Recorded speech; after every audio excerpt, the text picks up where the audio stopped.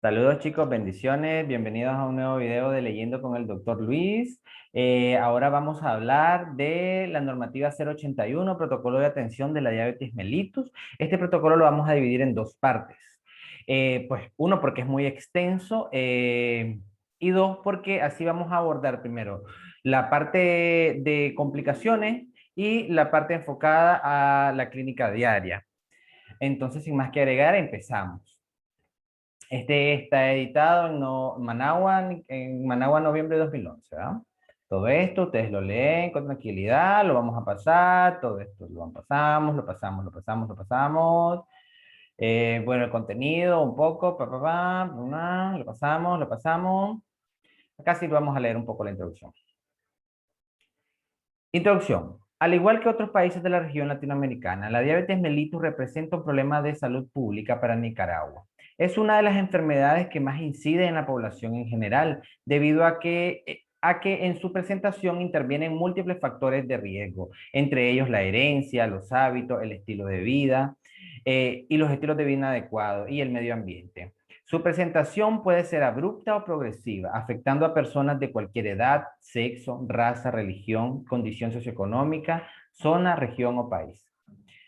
De acuerdo a la Iniciativa Centroamericana de la Diabetes, la CAMDI, en el año 2003 se realizó en Managua, se realiza en Managua, en la población mayor de 20 años, la encuesta de diabetes e hipertensión y factores de riesgo asociados, con resultados de prevalencia del 9.9% en diabetes mellitus, el 11% de intolerantes y el 25% presentaron hipertensión. El desagregar esta información, al desagregar esta información por grupos de edad, se encontró que en el grupo de 20 a 39 años el porcentaje era de 3.3, en el grupo de 40 a 64 subió a 16.7 y en los mayores de 65 años subió aún más hasta el 27.4%. Los factores de riesgo con mayor prevalencia fueron ingesta de alcohol, 74%, y sobrepeso, 65.2%. El 28% de obesidad. Estos datos son de gran trascendencia para la salud pública nacional, ya que en Centroamérica solo son superados por Belice 3. A nivel centroamericano, la prevalencia por país es la siguiente. Belice 13%, que es aquí el Belice 13. San José, Costa Rica 9%. San Salvador, El Salvador 8%. Ciudad de Guatemala, Guatemala 7%. Tegucigalpa, Honduras 5%. Managua, Nicaragua el 10%. Si ustedes vemos acá, nosotros estamos en un alto porcentaje como nicaragüenses. Acá este cuadrito se los dejo para que ustedes la revisen. ¿Verdad? Si ustedes ven acá, prevalencia de diabetes, hipertensión y factores de riesgo. El alcoholismo, sobrepeso, obesidad, hipertensión, colesterol, tabaquismo, diabetes, intolerancia.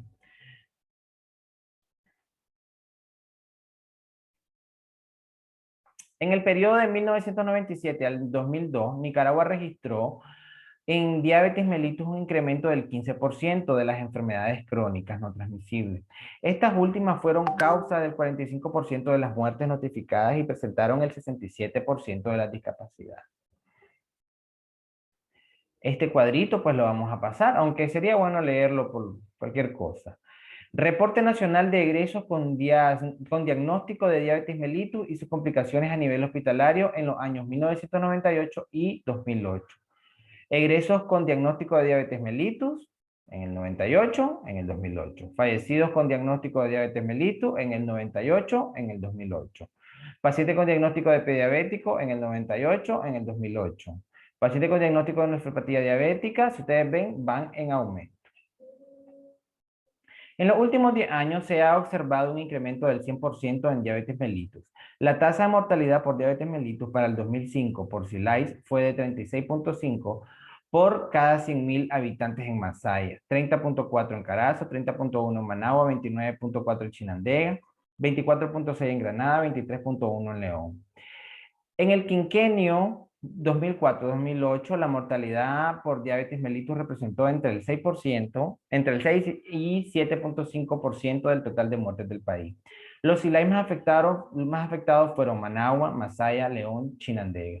Las mujeres y el grupo de edad entre 50 a más años fue el más afectado, seguido del grupo de edad entre los 35 y 49 años. En el primer semestre del 2017, las enfermedades crónicas no transmisibles, principalmente la diabetes e hipertensión, ocuparon el segundo lugar entre los principales problemas de salud. La hipertensión arterial y la diabetes mellitus ocupó la segunda y quinta causa de morbilidad en el primer semestre del 2017, respectivamente, en el SILAIS Managua. La prevención y el tratamiento de las enfermedades crónicas no transmisibles, como lo es la diabetes mellitus, se consideran ahora una prioridad debido al gran impacto individual, social y al sistema de salud. Por lo tanto, el abordaje de este padecimiento va encaminado a la prevención y a la aparición de la enfermedad, el manejo de las complicaciones de la misma y la prevención de la discapacidad y deterioro funcional. Los componentes del tratamiento de la diabetes consisten en la adecuada nutrición, el ejercicio físico, preferiblemente aeróbico, y la educación orientada a que el paciente conozca bien su enfermedad y hábitos de vida saludables, con el objetivo que contribuya a la reducción de aparición de complicaciones agudas o crónicas. Seguido de lo anterior, se hace necesaria la administración de fármacos que contribuyen a la regulación de los niveles de glucemia. Bueno, el Gobierno de Unidad y Reconciliación Nacional, a través del Ministerio de Salud, para dar cumplimiento al artículo 7 de la Ley General de Salud 423 y el compromiso con la población nicaragüense, ha actualizado el presente documento. OPS-OMS señala que una de las líneas de atención una de las líneas de acción para el abordaje de la diabetes mellitus es la elaboración de protocolos de atención para mejorar la calidad de atención. Bueno, esto yo lo leí, voy a hacer un paréntesis. Porque a veces en los exámenes es muy común, si no, pues desmiéntame los chicos que han hecho exámenes anteriores, que salgan bastantes porcentajes. Entonces, por eso yo dediqué un tiempo a leerlo y no solo ir de un solo a la clínica. Con esto del soporte jurídico, aquí sí lo leen ustedes con tranquilidad, que esto es que los nicaragüenses tienen derecho por igual a la salud, al Estado. Bueno, aquí está, le dan clic al video y lo leen con tranquilidad. ¿Verdad? Yo por mi parte, esto sí lo voy a pasar. Es muy, muy, muy, muy raro de que salga, pero la parte de la estadística sobre enfermedades, sobre epidemiología, sí sale bastante, bastante. Entonces esto lo voy a pasar, esto lo voy a pasar. Esto del proceso de actualización del protocolo yo también lo voy a pasar. Ustedes lo leen con tranquilidad, ¿verdad? Le dan pausa al video y le pegan una leidita rápido. Yo lo paso. Alcance y objetivo yo lo voy a pasar. Esto de la progresión objeto, campo de aplicación, ustedes lo leen con tranquilidad, le pausan el video y lo leen. Abreviaturas. Y acá sí vamos a leer un poco los conceptos. Concepto, dislipidemia. Alteración de las cifras normales de lípidos en sangre. Normoglucemia, glucosa plasmática en ayuna menor de 100. Hiperglucemia, cuando los niveles de glucemia superan los límites normales. Prediabetes, es el término utilizado para catalogar a las personas que no reúnen los criterios para el diagnóstico de diabetes, pero cuyos resultados no son normales en las pruebas diagnósticas. Estas personas tienen un riesgo alto de desarrollar diabetes y también se encuentran en un riesgo mayor de tener un evento cardiovascular. Insulinoterapia, tratamiento de la diabetes a base de insulina. Cetoacidosis, acidosis que se acompaña de una acumulación de cetonas en el organismo, resultado de un metabolismo defectuoso de los carbohidratos. Cetonuria, presencia en orina de cantidades excesivas de cuerpos cetónicos. Neuropatía, inflamación y degeneración de los nervios periféricos. Propiocepción, percepción de sensaciones procedentes del propio organismo relativas a la posición espacial y a los movimientos musculares que se originan en receptores sensoriales activadas por esos estímulos. Bueno, ahora sí caemos a la parte medular. Aspectos generales. Clasificación etiológica de la diabetes mellitus. Diabetes mellitus tipo 1. Las células beta se destruyen, lo que conduce a la deficiencia absoluta de la insulina. Sus primeras manifestaciones clínicas suelen ocurrir alrededor de la pubertad, cuando ya la función se ha perdido en alto grado y la insulinoterapia es necesaria para que el paciente sobreviva.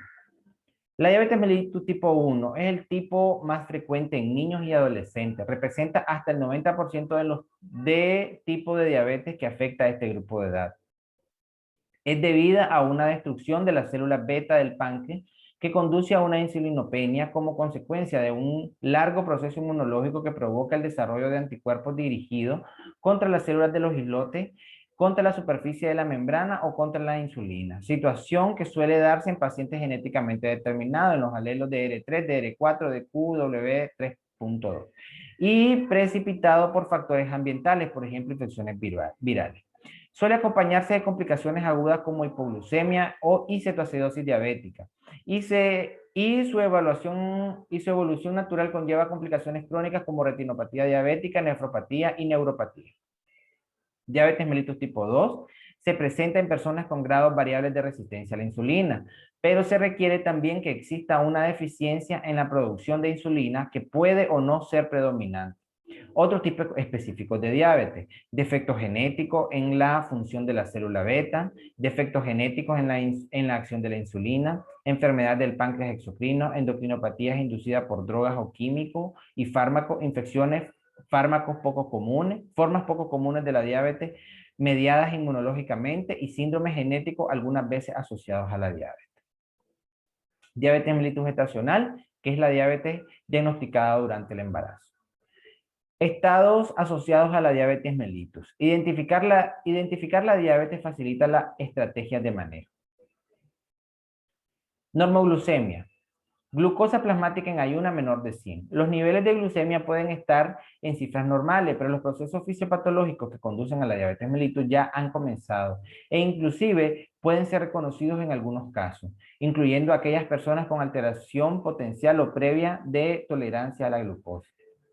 Hiperglucemia, cuando los niveles de glucosa superan los límites normales. Las etapas se subdividen en prediabetes, incluye glucosa en ayuna alterada, glucosa entre 100 y 125. Intolerancia a la glucosa, glucosa entre 140 y 199 miligramos por decilitro a las 2 horas postcarga en prueba de tolerancia oral a la glucosa, PTOG.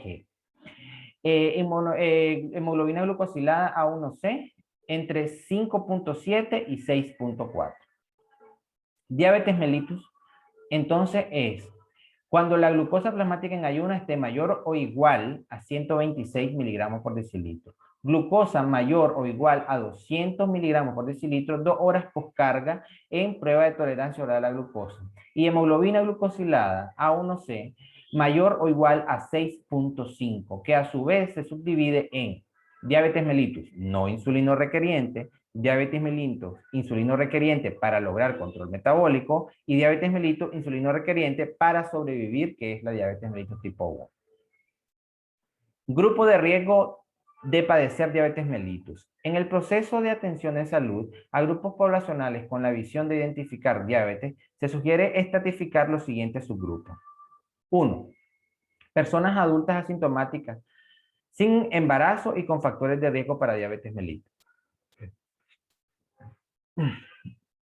Voy a tomar de mi agua, un momentito.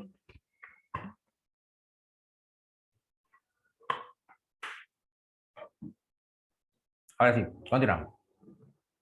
Entonces, en el proceso de atención en salud a grupos poblacionales con la visión de identificar diabetes, se sugiere estratificar los siguientes subgrupos. 1. Personas adultas asintomáticas sin embarazo y con factores de riesgo para diabetes mellitus. 2. Personas con embarazo. 3. Niños y adolescentes asintomáticos y con factores de riesgo. 4. Niños, adolescentes y adultos, mujeres sin embarazo y sintomáticos. Leamos el subgrupo 1. Personas adultas asintomáticas, sin embarazo y con factores de riesgo para diabetes. Se debe investigar diabetes en todos los adultos con índice de masa corporal mayor o igual a 25 y que tienen alguno de los siguientes factores de riesgo. Historia familiar de diabetes en primer grado de consanguinidad, sedentarismo, grupo étnico, raza de riesgo, afroamericanos, latinos, nativoamericanos, afroamericanos, islas del Pacífico. Procedencia rural y urbanización reciente. Historia de diabetes gestacional o productos macrosómicos mayor de 9 libras. Hipertensión arterial, tensión arterial mayor o igual a 140/90 milímetros de mercurio. O tratamiento antihipertensivo. Triglicéridos mayor o igual de 250 miligramos por decilitro. O HDL menor de 35. Antecedentes personales de hemoglobina A1C mayor o igual a 5.7. Intolerancia a la glucosa o glucosa de ayuna alterada. Presencia de criterios de resistencia a la insulina, de acantosis nigricans, circunferencia abdominal para hombres mayor de 90 y para mujeres mayor de 80 centímetros. Síndrome de ovarios poliquístico, presencia de enfermedad coronaria, enfermedades psiquiátricas, pacientes que reciban antipsicóticos para esquizofrenia y desórdenes bipolares severos. En ausencia de todos los factores de riesgo anteriores, la búsqueda de diabetes deberá iniciarse a los 45 años. La diabetes mellitus tipo 2 es una enfermedad que frecuentemente en sus etapas iniciales cursa asintomática y con pocos síntomas, ocasionando que se retrase el diagnóstico por varios años. Un porcentaje no despreciable de pacientes presenta ya complicaciones crónicas al momento del diagnóstico. Al momento del diagnóstico de diabetes mellitus, la prevalencia de la retinopatía oscila entre el 16 y 21%, nefropatía entre el 2 y 23% y neuropatía entre el 25 y 40%. Este riesgo aumenta por la asociación de otros factores como dislipidemia, hipertensión arterial y obesidad. Es así que se justifica la búsqueda activa de diabetes en grupos de riesgo que lleve a un diagnóstico temprano. Subgrupo 2. Embarazadas. Durante el control prenatal se deberá establecer el estado glucémico de la embarazada como diabetes pregestacional, diabetes gestacional o normal, siguiendo el protocolo diagnóstico Vera Capita diagnóstico. Más adelante. Evaluación. Establezca desde la primera visita prenatal el riesgo para diabetes. Entonces aquí tenemos riesgo para diabetes gestacional, un cuadrito. Bajo riesgo, menor del 2%. Debe cumplir los siguientes criterios. 1. Mujeres menor de 25 años de edad. Peso antes del embarazo y ganancia de peso durante el embarazo, normales. Grupo étnico con baja prevalencia de diabetes, ya antes mencionado, ¿verdad? Sin historia familiar de diabetes en primer grado. No historia personal de diabetes gestacional ni diabetes pregestacional. Sin antecedentes personales de complicaciones obstétricas previas, polidramios, abortos, niños con bajo peso al nacer, macrosómicos, malformaciones. Malformaciones congénitas. 7. Sin signos de resistencia a la insulina y no sedentaria. Riesgo promedio, las que no cumplen los criterios de bajo o de alto riesgo. Y las de alto son uno o más de los siguientes, que presenten obesidad, historia familiar de diabetes mellitus, historia personal de diabetes gestacional o pregestacional, glucosuria o con complicaciones obstétricas previas, polihidramio, aborto, niños con bajo peso al nacer, macrosómicos, malformaciones congénitas. ¿Verdad? Aquí, realizar glucosa en ayuna en cada trimestre del embarazo, si es de bajo riesgo y de riesgo promedio, y realizar glucosa en todos los controles prenatales cuando es de alto riesgo. Aquellas mujeres embarazadas que cumplan todos los criterios para bajo riesgo de diabetes gestacional no requieren investigaciones adicionales. Pacientes con riesgo promedio para diabetes gestacional se evalúan entre las 24 y las 28 semanas de gestación. Solicitar inmediatamente glucosa de ayuna. Si la glucosa de ayuna es mayor o igual a 95 miligramos por decilitro, se establece el diagnóstico de diabetes gestacional. Siempre confirmar con una segunda glucemia. Si la glucemia de ayuna es menor de 95 miligramos por decilitro, debe realizarse prueba de tolerancia oral a la glucosa a las 24 o 28 semanas. Y si estas últimas son negativas para el diagnóstico de diabetes, reevaluar a las 32 semanas con prueba de tolerancia oral a la glucosa. Si al realizar la prueba de tolerancia oral a la glucosa en la paciente embarazada la glucosa de ayuna es mayor o igual a 95 miligramos por decilitro, no proceder a administrar la carga de glucosa, revisar con el documento de ginecobstetricia. Más adelante lo vamos a ver. La clasificación clásica de Priscilla White. Esto lo voy a leer para cultura, pero esto ya no sale. Ni se usa ni sale en el ENAD. Pero por si acaso lo vamos a mantener a leer. La clasificación clásica de Priscilla White de 1949, basada en la edad de la paciente, comienzo y duración de la enfermedad, así como en la aparición de algunas complicaciones vasculares en la embarazada, se deriva de la necesidad de conocer en lo posible el grado de compromiso vascular para el momento del embarazo, de manera de facilitar la conducta obstétrica en cada caso. Las mejoras en el diagnóstico de bienestar fetal, madurez pulmonar, cuidados neonatales y manejo de la misma diabetes hacen que hoy en día esta clasificación no sea de gran ayuda. Sin embargo, es la más usada y aceptada para definir la gravedad de cada caso en particular. Subgrupo 3. Niños y adolescentes asintomáticos y con factores de riesgo. Se inicia la búsqueda de diabetes a partir de los 10 años de edad o al inicio de la pubertad o a menor edad en caso de pubertad precoz. Se recomienda realizar glucosa de ayuna, de estar normal, se repite cada 3 años. Criterios para búsqueda de diabetes mellitus tipo 2 en niños. 1. Sobrepeso. Índice de masa corporal mayor de 85 percentil para edad y sexo. Peso mayor de 85 percentil para talla o peso mayor de 120 porcentaje del ideal para talla. Más de 2 de los siguientes factores de riesgo. 2. Historia familiar en primer o segundo grado de diabetes mellitus tipo 2. Grupo étnico, raza de riesgo, nativoamericanos, afroamericanos, latinos, asioamericanos, Islas Pacífico. 4. Signos de resistencia a la insulina o condiciones asociadas a resistencia a la insulina, acatosis négrica, hipertensión arterial, dislipidemia, síndrome de ovario poliquístico, peso al nacer bajo para su edad gestacional. Historia materna de diabetes o diabetes gestacional durante el embarazo del niño o niña. Clasificación de la diabetes en niños y adolescentes, Priscilla White, 1949. Leámoslo, ¿verdad? Tipo ABDEFHRT, ¿verdad?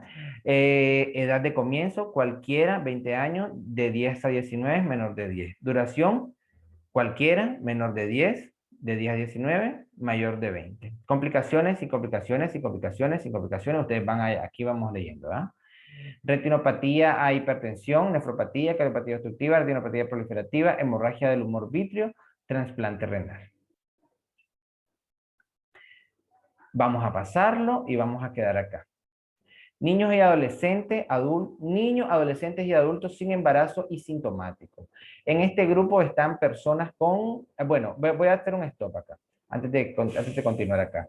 Ustedes investiguenlo con más tranquilidad, esto de la clasificación de Priscilla White de 1949.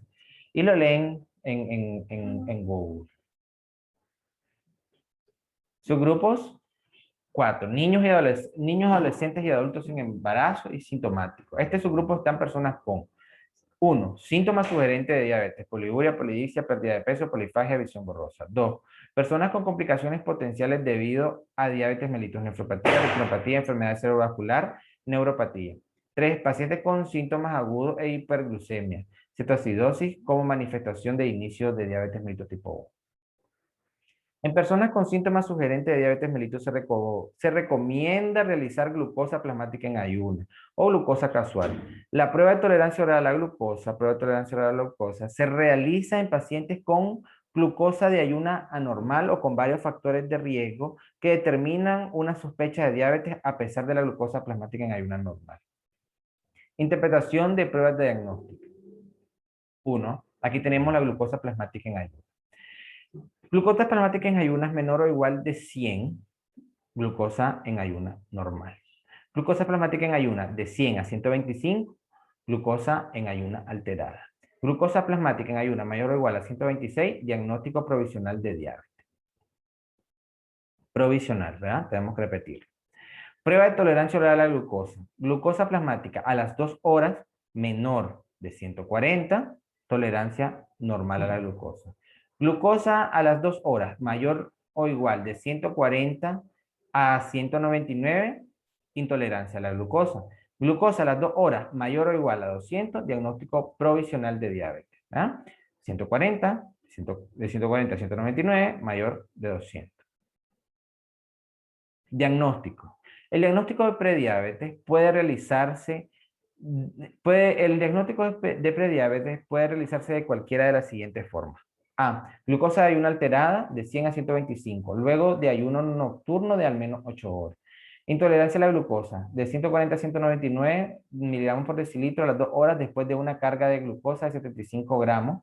Para efectos de diagnóstico de esta alteración, una sola toma de glucemia 2 horas después de la carga es suficiente.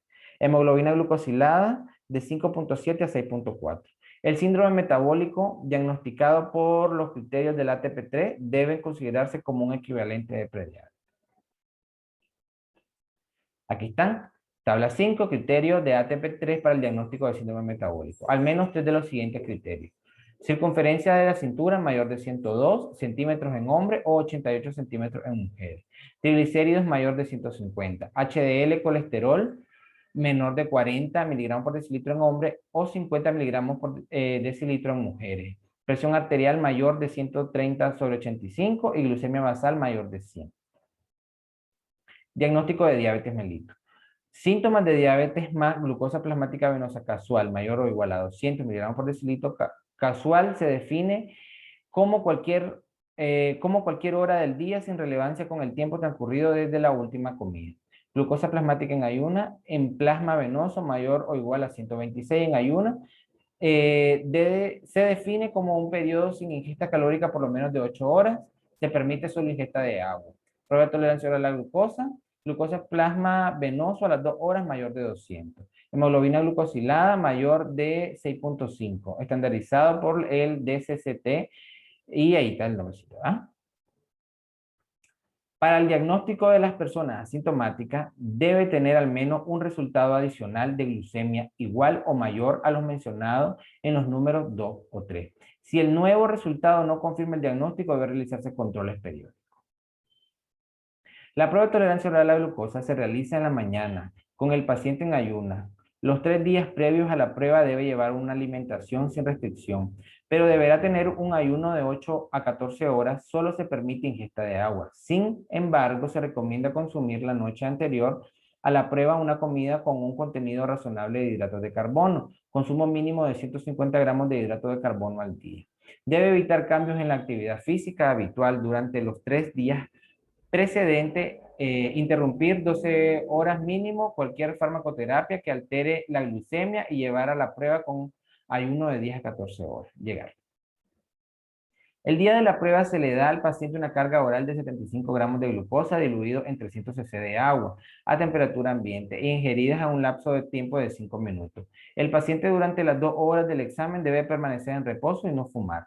Se debe consignar si el paciente cursa con alguna enfermedad. Esta prueba no se realiza a pacientes hospitalizados, gravemente enfermos o con encamamiento prolongado, ni a pacientes con hiperglucemia de ayunas diagnosticada de diabetes mellitus, glucosa mayor de 126.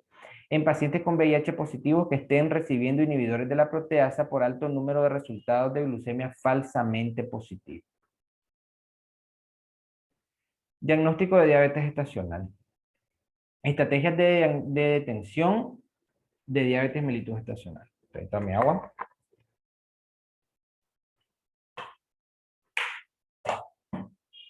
Uno, medir glucosa plasmática en ayuno, A1C o glucemia al azar en todas las mujeres embarazadas antes de las 24 semanas de embarazo. Si los valores obtenidos de la glucemia de ayuno al azar, A1C, indican diabetes mellitus según criterio estándar, de diagnóstico de diabetes en el inciso 2, ¿verdad?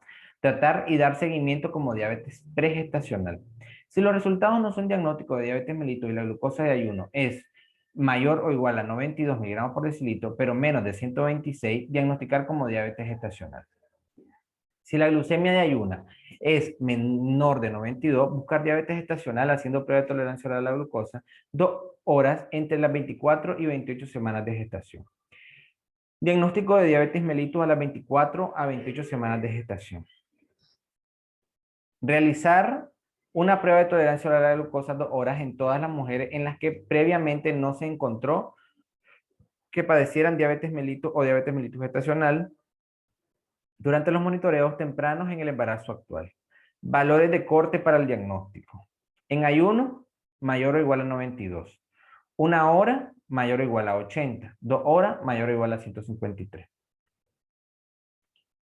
Interpretación de los resultados. Diabetes pregestacional, si la glucosa plasmática en ayuna es mayor o igual a 126. Diabetes mellitus gestacional, si uno o más de los resultados exceden los valores de corte. Normal, si todos los resultados de la prueba de tolerancia a la glucosa no exceden los valores de corte. 4. En mujeres con factores de alto riesgo para diabetes, si la prueba de tolerancia a la glucosa resultara normal, repetir a las 32 a 34 semanas de gestación. Reevaluar a los pacientes con diagnóstico de diabetes gestacional a las 6 y 12 semanas posparto con los criterios de diagnóstico estándar y reclasificar. Normal, diabetes de tipo 1 o 2, prediabetes, glucosa alterada, intolerancia a la glucosa A1C, entre 5.7 y 6.4. ¿Ah? Protocolo de atención para la evaluación y seguimiento del paciente con diabetes mellitus.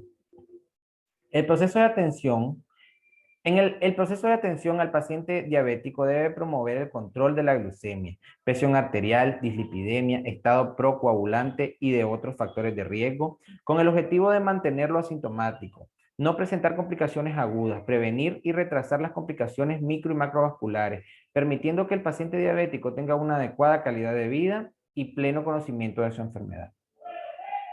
Objetivo: guiar la evaluación integral del paciente diabético en sus aspectos clínicos, metabólicos y psicosociales.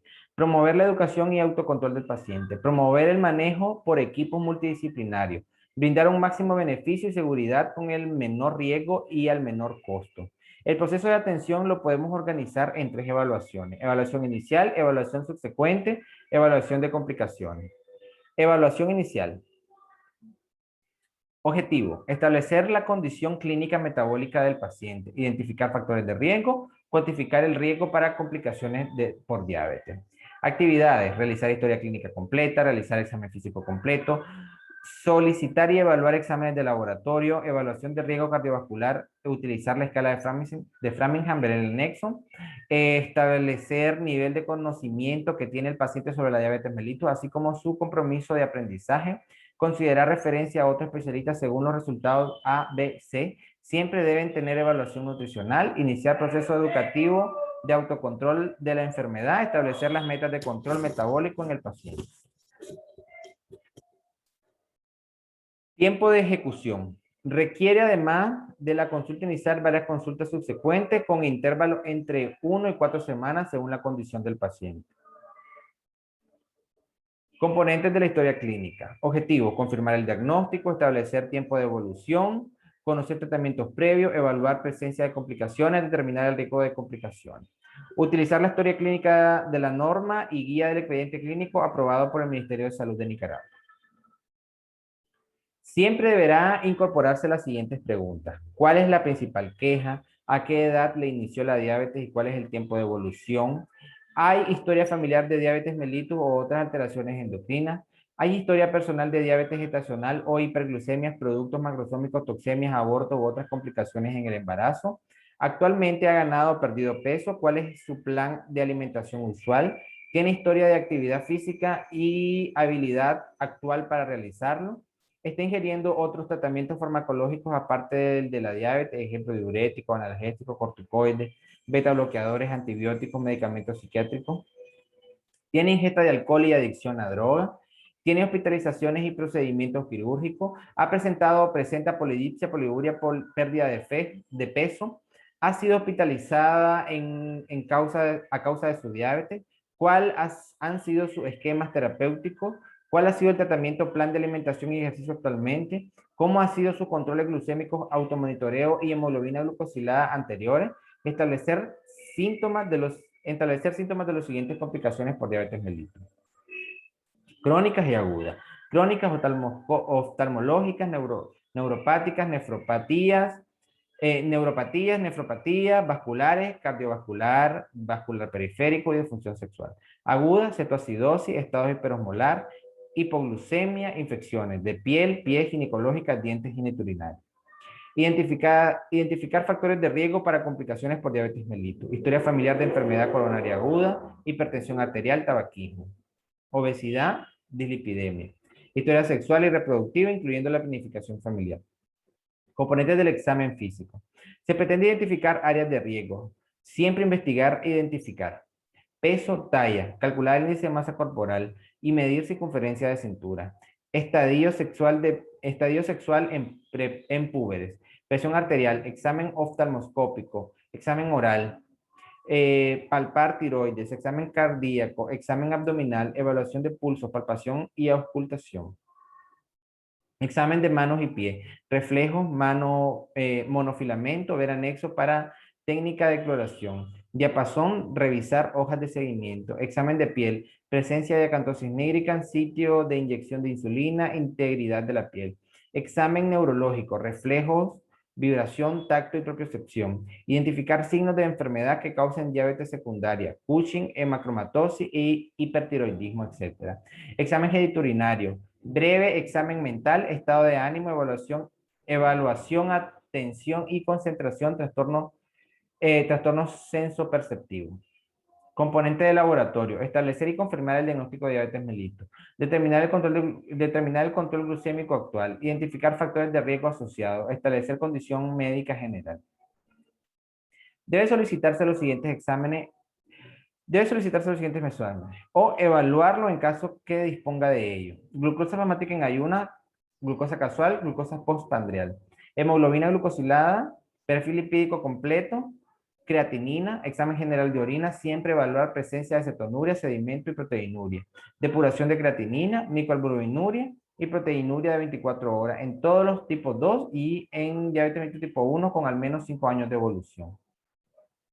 Biometría hemática completa, transaminasas en casos seleccionados, por ejemplo, el uso de glitazona, electrocardiograma y prueba de esfuerzo. TSH en todos los pacientes con diabetes mellitus tipo 1 y en algunos pacientes con diabetes mellitus tipo 2 si se sospecha de problemas de tiroides por clínica. Evaluación de riesgo cardiovascular, utilizar los criterios de Framingham, establecer el nivel de conocimiento que tiene el paciente sobre la diabetes mellitus, considerar referencia a otro especialista según los resultados A, B y C. Oftalmología, cardiología, planificación familiar, nutricionista, club de diabetes, psiquiatría, psicología, pediatría, ortopedia, odontología, otras especialidades cuando requiere el caso.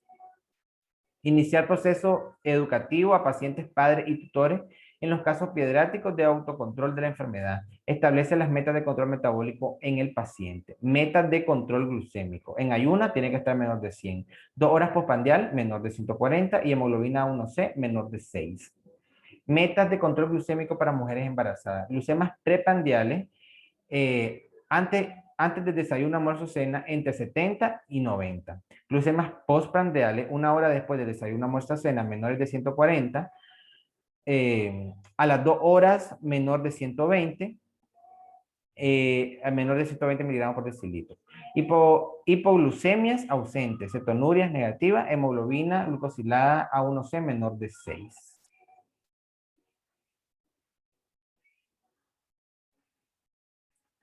Evaluación subsecuente.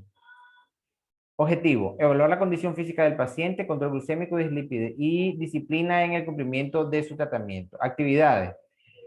Actualizar historia clínica cuando amerite el caso. Realizar interrogatorio dirigido a revisar cumplimiento del tratamiento, fármacos, actividades físicas y alimentación.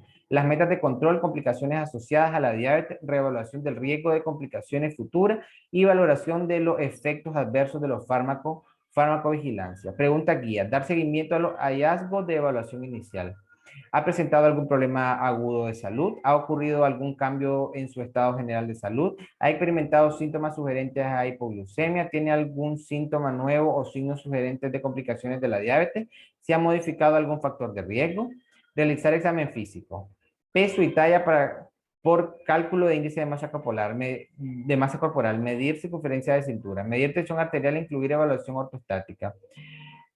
Examen oftalmoscópico, examen de tiroides, examen de corazón, evaluación de pulsos, principalmente pedio, popliteo, tibial, posterior, examen de pies, examen de piel y examen neurológico. Evaluar exámenes de laboratorio, ordenar, revisar glucosa en ayuna y postprandial, hemoglobina glucosilada cada 3 meses, perfil lipídico mínimo a las 8 semanas.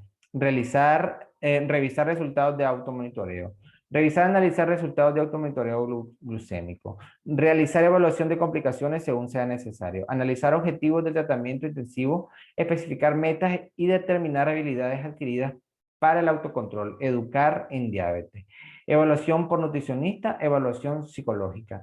Tiempo de ejecución se realiza a intervalos no mayores de 3 meses, individualizando de acuerdo a las condiciones de cada paciente. Evaluación de complicaciones crónicas. Evaluación de complicaciones oftalmológicas.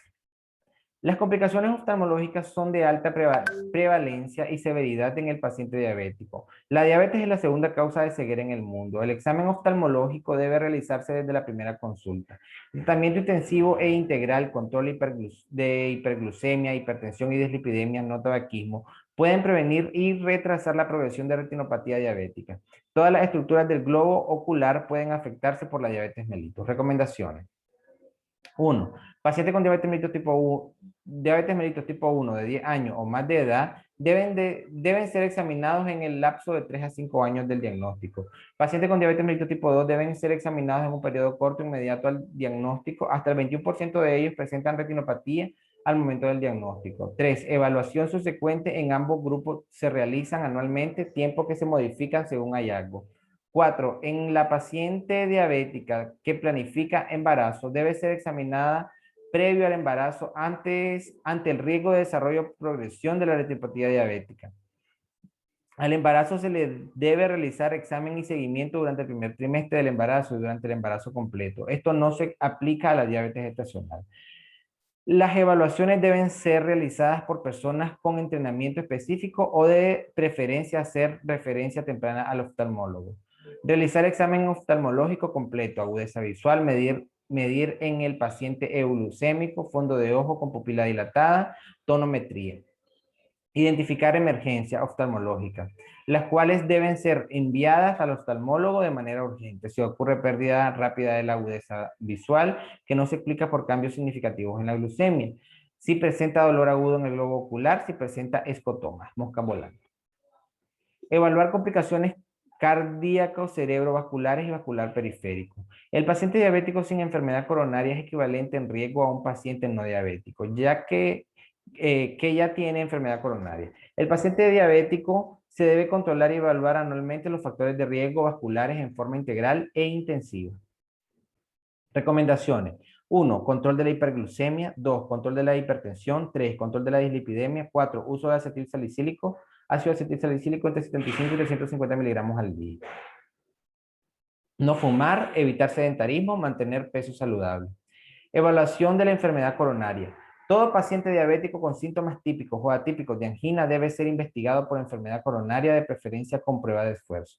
Todo paciente diabético mayor de 40 años con uno o más factores de riesgo para enfermedad coronaria, microalbuminuria, nefropatía clínica o enfermedad vascular periférica o neuropatía autonómica, se le debe realizar prueba de esfuerzo. 3. Realizar electrocardiograma en la evaluación inicial y anual en todo paciente diabético mayor de 30 años. Realizar perfil de lípido completo. Evaluar pulsos periféricos. Evaluación de complicaciones renales. La National Kidney Foundation ha establecido que la detención de problemas renales debe hacerse en todos los diabéticos con el fin de valorar no solo el riesgo de nefropatía diabética y la progresión de la misma, sino también el riesgo cardiovascular elevado. Recomendación desde el diagnóstico de diabetes mellitus. Estricto control glucémico, estricto control de la tensión arterial, mantener la menor presión arterial posible, sin crear hipotensión ortostática. La meta de control es menos de 125/75 en pacientes con nefropatía diabética. Prescribir IECAS en personas mayores de 55 años con algún otro factor de riesgo asociado, aún sin microalbuminuria ni hipertensión.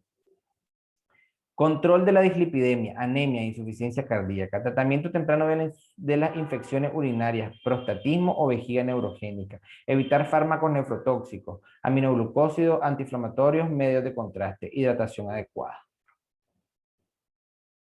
Por acá, bueno, exámenes, solicitar creatinina para el cálculo de la tasa de filtración glomerular y calcular mediante las siguientes ecuaciones.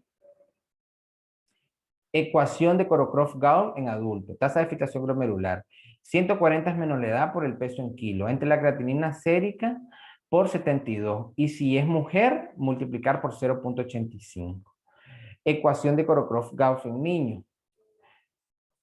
Talla por la K, que es la constante, entre la creatinina plasmática. Y K es una constante cuyo valor es en mayor o igual de 10 kilos, 0.55, y menor de 10 kilos, 0.45. Recién nacidos pretérminos, 0.33. La detención sistémica de nefropatía diabética se basa en la cuantificación de la excreción urinaria de albúmina, que se practicará en todos los pacientes con diabetes mellitus tipo 1 a partir de los 5 años del diagnóstico y en aquellos con diabetes mellitus tipo 2 desde el inicio. Esta valoración podrá llevarse a cabo mediante los siguientes métodos. Consciente albúmina creatinina en una muestra de orina aislada, método más sencillo. Cuantificación de la albuminuria en orina de 24 horas. Cuantificación de la microalbuminuria en una muestra de orina aislada. Realizar examen general de orina EGO para identificar proteinuria. Si en el EGO Hay proteinuria positiva, se procede a cuantificar proteinuria en orina de 24 horas. Si en el examen general de orina no hay proteinuria, se procede a cuantificar microalbuminuria, que puede realizarse en orina de 24 horas o en una muestra de la primera orina de la mañana. Hacer búsqueda anual de microalbuminuria en pacientes con diabetes mellitus tipo 1 con más de 5 años de evolución en todos los pacientes con diabetes mellitus tipo 2 desde el momento del diagnóstico. La cuantificación de la albuminuria no debe realizarse en pacientes con infecciones del tracto urinario, descompensación metabólica, fiebre, insuficiencia cardíaca, ciclo menstrual o relaciones sexuales al día previo al examen. La utilización de tiras reactivas de EGO no detecta microalbuminuria. Interpretación del cociente albúmina-creatinina en una muestra de orina aislada. Medir albuminuria y creatinina.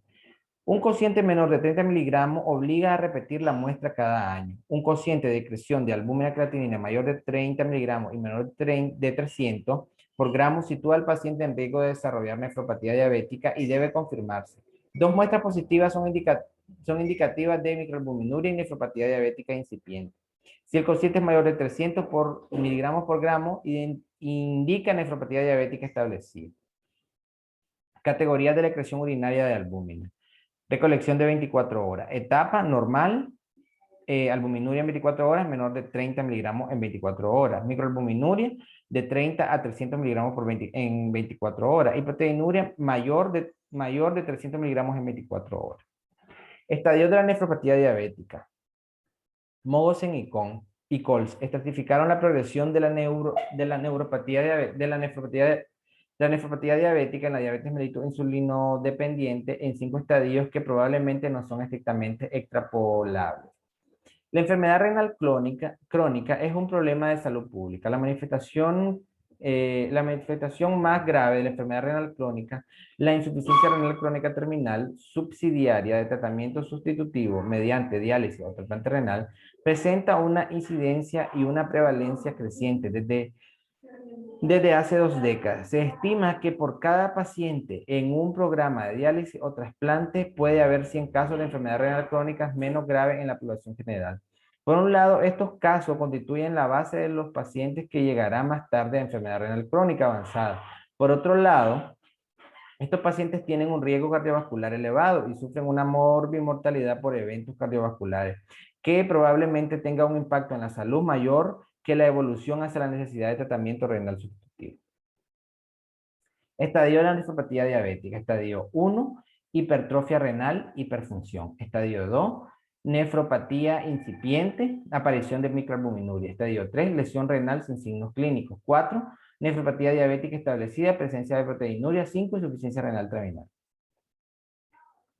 Evaluación de la neuropatía. Vamos a tomar un traguito de agua. Este protocolo es largo.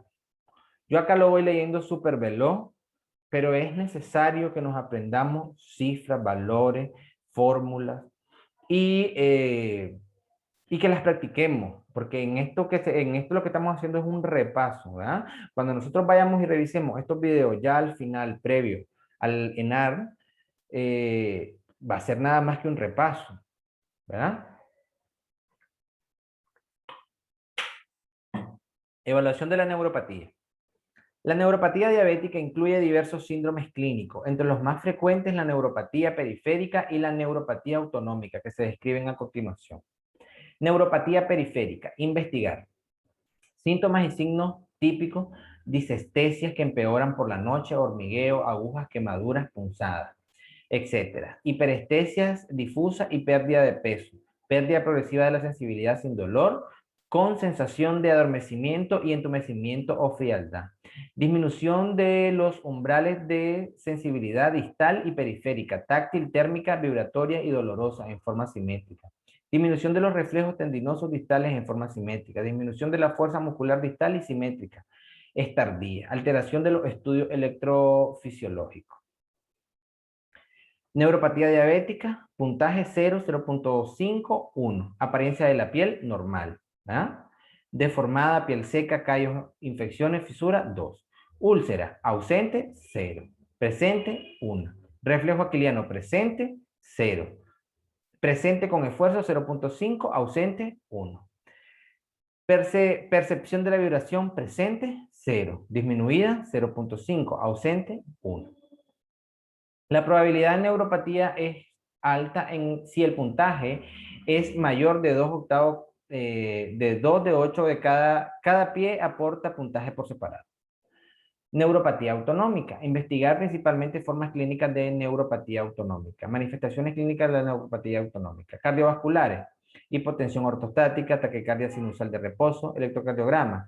Disminución de la variabilidad del RR, prolongación del QT, infarto del miocardio silente, muerte súbita.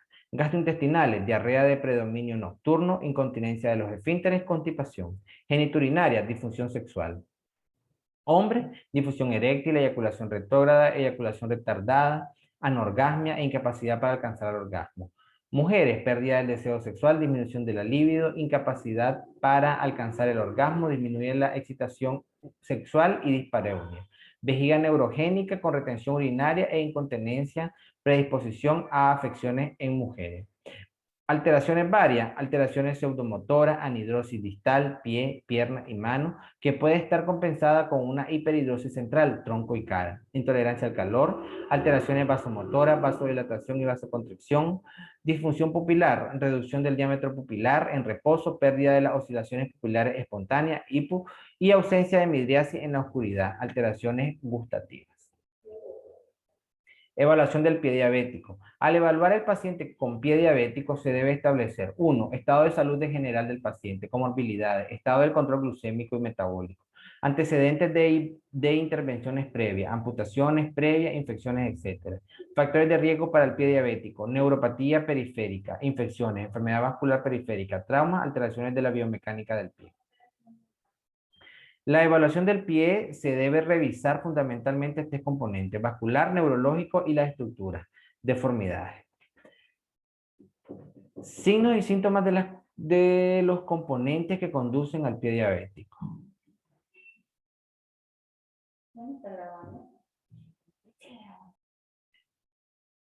Continuamos con la grabación, había tenido un pequeño stop, así que bueno, vamos a continuar. En la evaluación del pie diabético se deben revisar fundamentalmente 3 componentes: vascular, neurológico y de la estructura deformidades. Tabla 11. Signos y síntomas de los componentes que conducen al pie diabético. Y ahora tengo una llamada. Fue un contratiempo, vamos a continuar con la grabación. Bueno, vamos a leer la tabla, signos y síntomas de los componentes que conducen al pie diabético. Vascular. Síntomas, pie frío. Signos, palidez, acrocianosis o gangrena. Claudicación intermitente, disminución de la temperatura, ausencia de los pulsos pedios y tibial. Dolor en reposo que puede estar atenuado por la neuropatía. Rubor de dependencia, retardo en el llenado capilar mayor de 3 o 4 segundos. Neurológico, sensitivo, disestesia, parestesia, anestesia, pérdida de la sensibilidad táctil, vibratoria y térmica. Parestesia. Autonómico, piel seca por anhidrosis, disminución o ausencia de reflejo aquiliano. Motores, debilidad vascular, debilidad o atrofia muscular, disminución del vello, lesiones hiperqueratóxicas, callos, cambios tróficos en la uña. Alteraciones en la biomecánica del pie. Cambio en la forma del pie y aparición de callos plantares, pie cabo, dedos en garra, movilidad articular limitada, pie caído, cambio rápido e indoloro en la forma del pie asociado a edema y sin antecedentes de traumatismo, artropatía de Charcot. Trauma usualmente atenuados por neuropatía, uña encarnada, rubor, callo, úlcera. Infección usualmente atenuados por la neuropatía, signo, color y rubor. Supuración, perionixis, dermatomicosis. La evaluación del pie diabético evaluación del pie diabético. En la evaluación del pie diabético, 1. Establecer evolución de la lesión, inicio del proceso, hubo trauma o no, duración de la lesión, progresión de los síntomas y signos, tratamientos previos y antecedentes de heridas anteriores y sus desenlaces. 2. Evaluación clínica de la lesión, profundidad, extensión, localización, apariencia, temperatura, olor, infección, descripción del pie, deformidades, callos, etc. 3. Evaluar si hay infecciones y compromiso vascular. En esta vamos a utilizar la escala de clasificación de Warner. Grado 0, no hay lesión, pero es un pie en riesgo. Puntos de apoyo anormales, hiperkeratosis, cabezas metatarsianas prominentes, dedos en garras, callos, fisuras y cualquier deformidad ósea. 1. Úlcera superficial sin infección, frecuente en superficie plantar, cabeza de metatarsiano o en espacios interdigitales. 2. Úlcera profunda que afecta tejido celular subcutáneo sin absceso y afección ósea. 3. Úlcera profunda con celulitis, absceso y afección ósea. 4. Gangrena localizada generalmente en talón, dedo o zonas distales del pie. 5. Gangrena extensa. La Asociación Americana de Diabetes recomienda para los cuidados del pie diabético. 1. Educación del paciente. A. Revisión diaria de los pies. 2. No cambiar de calzado. No caminar descalzo. C. Revisar diariamente los zapatos y que no se encuentren cuerpos extraños en ellos. D. No usar remedios caseros, anticallosidades, ácidos, tijeras, navajas, hojas de afeitar. E. Prestar atención a cualquier herida, por superficial que sea, y acudir a su médico inmediatamente. F. Utilizar un espejo para revisar superficies plantares de los pies. Conocer zonas de los cuales no tenga sensación de dolor. No usar vendajes ni calcetines apretados, cambiarlos diariamente. Evitar temperaturas extremas, no exponer los pies a agua caliente o helada. Suspender consumo de tabaco, las medidas a tomar en caso de problemas. Son medidas generales. Explorar clínica de piernas y pies. Evaluación vascular, palpación de pulso, datos de isquemia. Evaluación neurológica, sensibilidad, fuerza muscular. Evaluación musculoesquelética, arcos de movimiento, alteraciones óseas. Evaluación de la marcha. 3. Lesiones ulceradas. Evaluación radiológica, toma de cultivo y uso de antibióticos, debridación, cuidados de la úlcera, control metabólico, evaluación y tratamiento de problemas circulatorios, evitar estrés mecánico, rehabilitación integral, mecánica y vascular.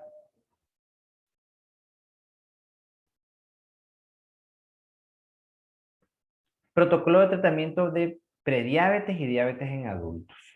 Bueno.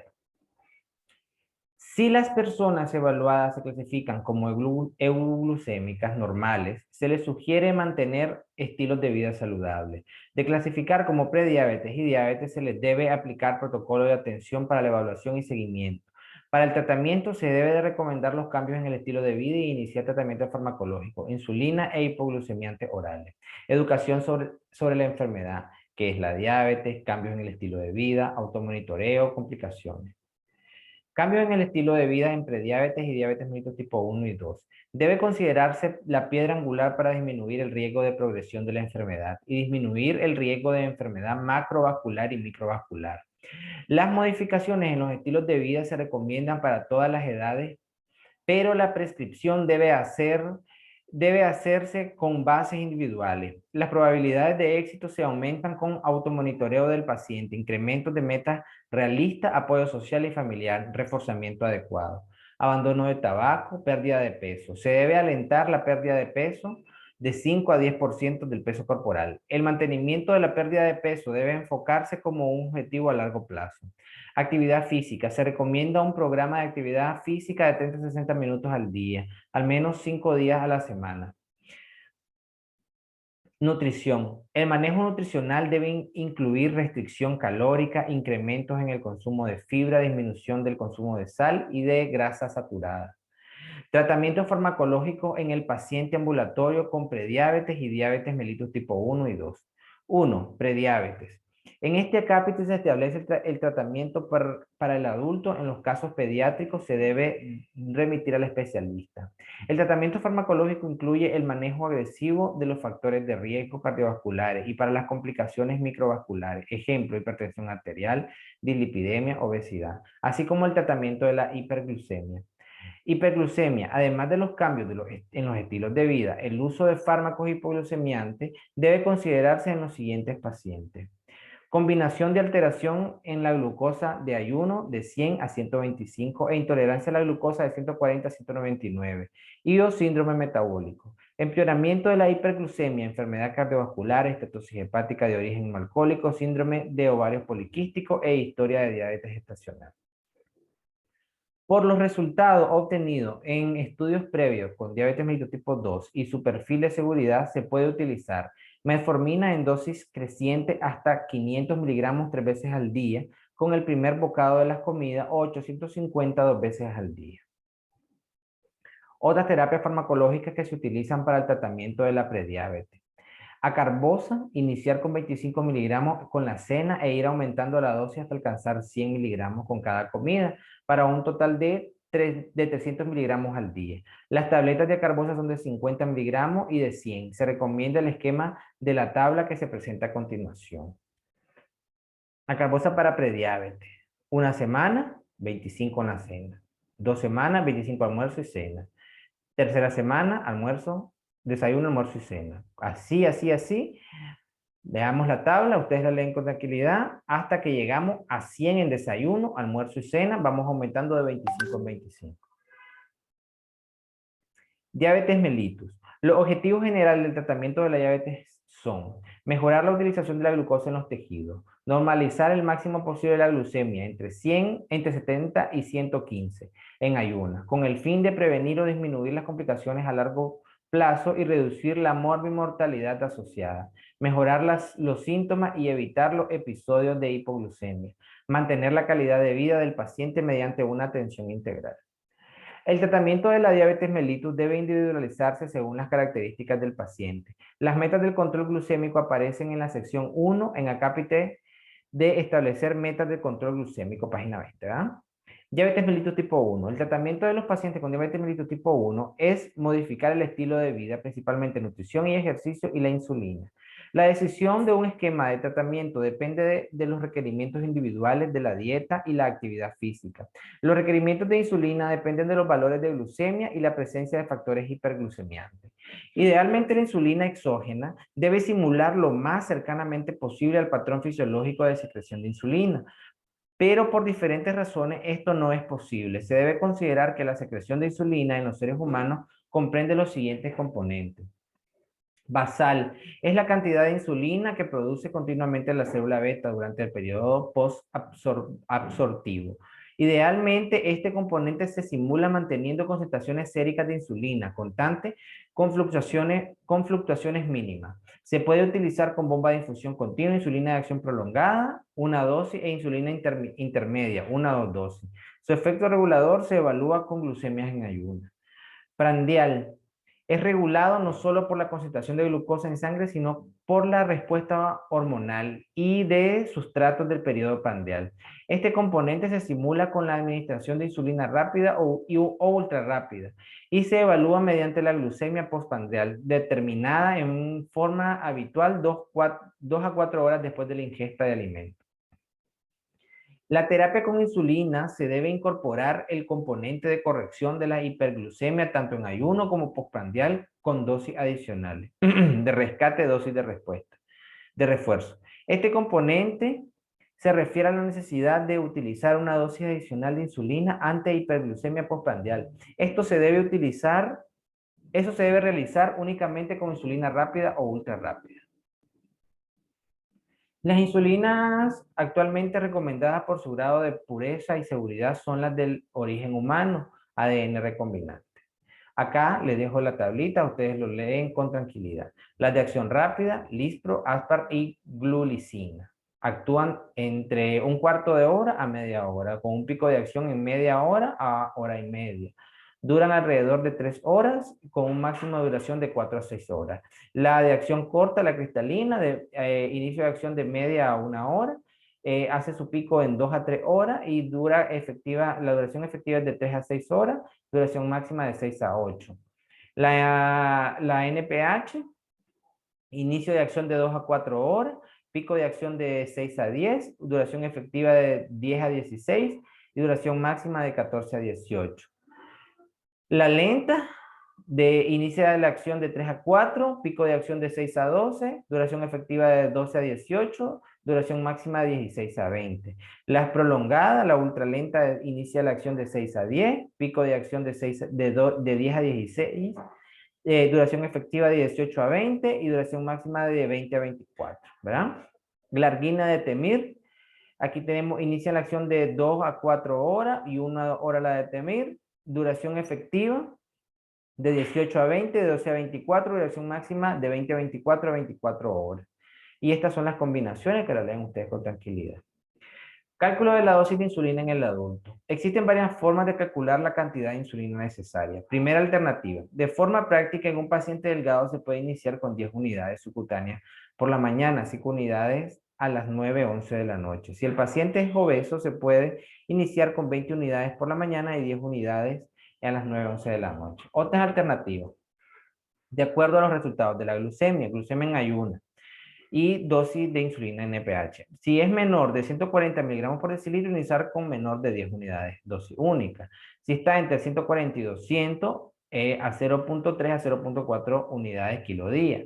De 201 a 250, de 0.5 a 1.2 unidades por kilo día, y mayor de 250, 1.5 unidades kilo día. Forma sencilla de calcular, de 0.5 a 1 unidad por kilo día.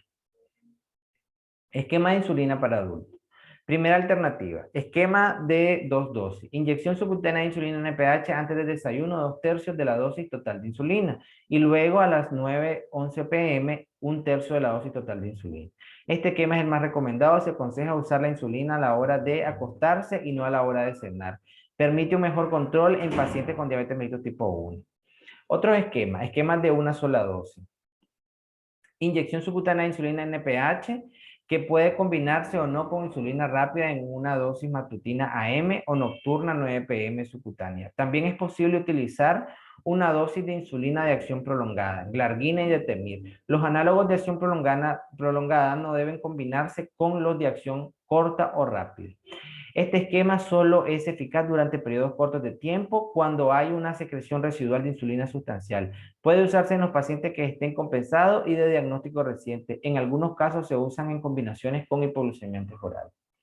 Salvo en diabetes mellitus tipo 2 y excepcionalmente en diabetes mellitus tipo 1, controla difícilmente las hiperglucemias postprandiales. Esquema de 3 dosis, inyección subcutánea de insulina NPH, más insulina rápida media hora antes del desayuno, insulina rápida media hora antes de la cena, e insulina NPH a las 9:11 p.m. subcutánea. Esquema de 4 dosis, inyección subcutánea de insulina NPH, más insulina rápida media hora antes del desayuno, insulina rápida media hora antes del almuerzo, insulina rápida media hora antes de la cena e insulina NPH entre las 9 y 11 p.m. Se recomienda para pacientes con descompensación grave. En estos esquemas se pretende simular los dos componentes de la secreción de insulina, basal y prandial, y se recomienda la utilización el componente de rescate. Con esto aumentará el riesgo de hipoglucemia. Consideraciones para la distribución de la dosis de insulina en el adulto. Cuando es necesario usar 2 dosis de insulina, estas deben repartirse en tercios, 2/3 de la dosis total en la mañana, 1/3 en la noche. La dosis total de insulina se puede dividir en componente basal, 60%, y prandial, 40%. El componente basal, insulina NPH lenta o de acción prolongada, debe ser de 35%, 50% de la dosis total de insulina. El componente prandial, insulina rápida, debe distribuirse de la siguiente forma. Desayuno, 20 a 25% de la dosis total. Almuerzo, de 10 a 15%. Cena, de 15 a 20%. Y hora sueño, 3 a 5% de la dosis total.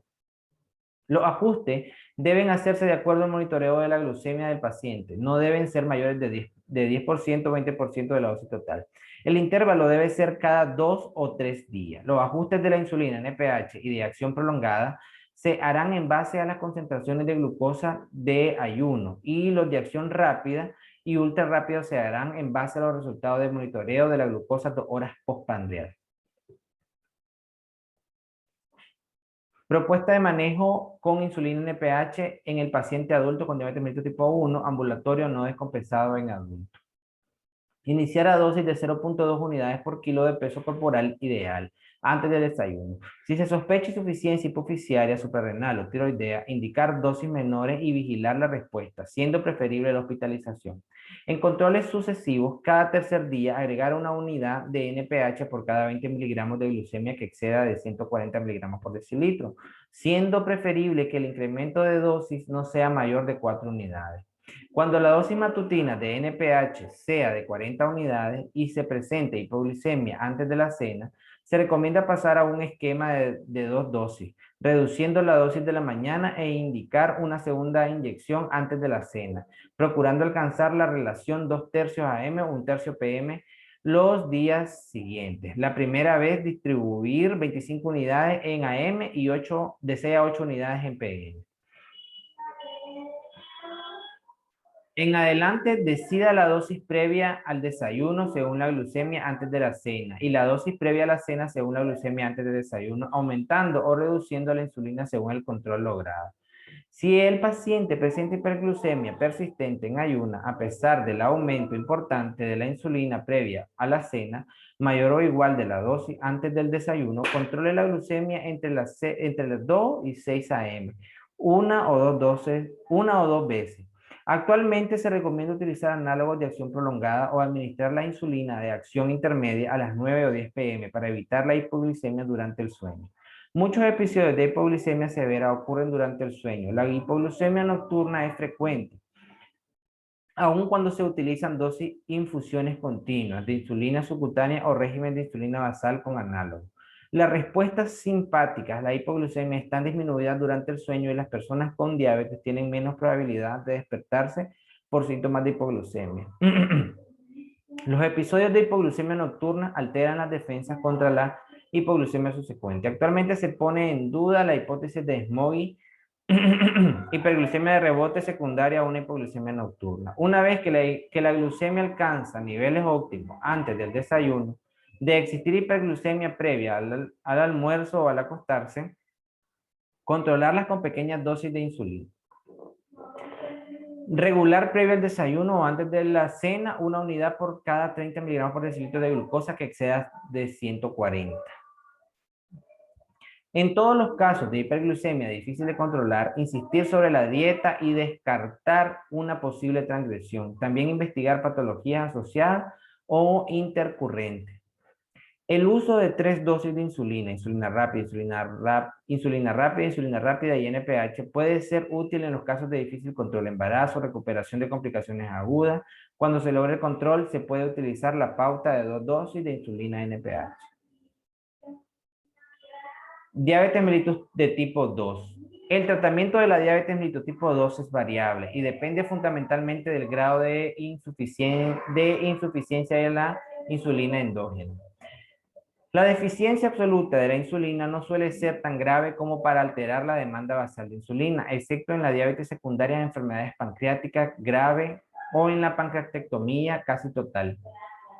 Por eso, estos pacientes muestran resistencia a la cetoacidosis, salvo cuando se añade un estrés muy intenso. La glucemia plasmática en ayunas representa un indicador aproximado del grado de insuficiencia insulínica. Los pacientes con diabetes mellitus tipo 2 y de otra naturaleza son más vulnerables a las complicaciones crónicas que se relacionan con la duración y la gravedad de la hiperglucemia. El tratamiento farmacológico de la diabetes mellitus de tipo 2 es determinada por el nivel de hemoglobina glucosilada. El tratamiento farmacológico siempre debe combinarse con los cambios en el estilo de vida, principalmente las medidas dietéticas y el ejercicio físico. En los casos pediátricos, si se presentan con una condición aguda, se debe de tratar y estabilizar de acuerdo al problema. Deberá referirse al especialista para su manejo farmacológico. Podrá continuar su seguimiento en su lugar de origen previa valoración por el especialista. Hipoglucemiantes orales. Biguanida. La metformina es la única biguanida disponible y se debe considerar como el hipoglucemiante oral de primera línea en todas las personas con diabetes mellitus tipo 2 y en particular en aquellos con sobrepeso clínicamente significativo, índice de masa corporal mayor a 27. Indicación. En todo paciente con diabetes mellitus tipo 2, sin importar su nivel de hemoglobina glucosilada y sin contraindicaciones para el uso de la misma. Contraindicaciones. Cirugía mayor o uso de medios de contraste radiológico, evitar su uso en las primeras 48 horas de estas condiciones. Embarazo, categoría C. Diabetes mellitus tipo 1, estados de complicaciones agudas de la diabetes mellitus tipo 2, deterioro renal, creatinina mayor de 1.5 en el hombre o de 1.4 en las mujeres, insuficiencia cardíaca congestiva que requieren medicación, digoxina, furosemida, hipersensibilidad conocida a la metformina o cualquiera de sus componentes, edad avanzada mayor de 80 años, a no ser que el aclaramiento de la creatinina muestre que la función renal no esté alterada. Efectos adversos: diarrea, náuseas, vómitos, distensión abdominal, dolor abdominal, flatulencia, anorexia, hipoglucemia. Es un efecto adverso poco común como monoterapia, pero se incrementa en los pacientes con enfermedades debilitantes malnutridos, pacientes geriátricos con insuficiencia renal o hepática, insuficiencia adrenal o pituitaria, ejercicio intenso, ingesta calórica insuficiente o uso de combinaciones con otros agentes hipoglucemiantes orales.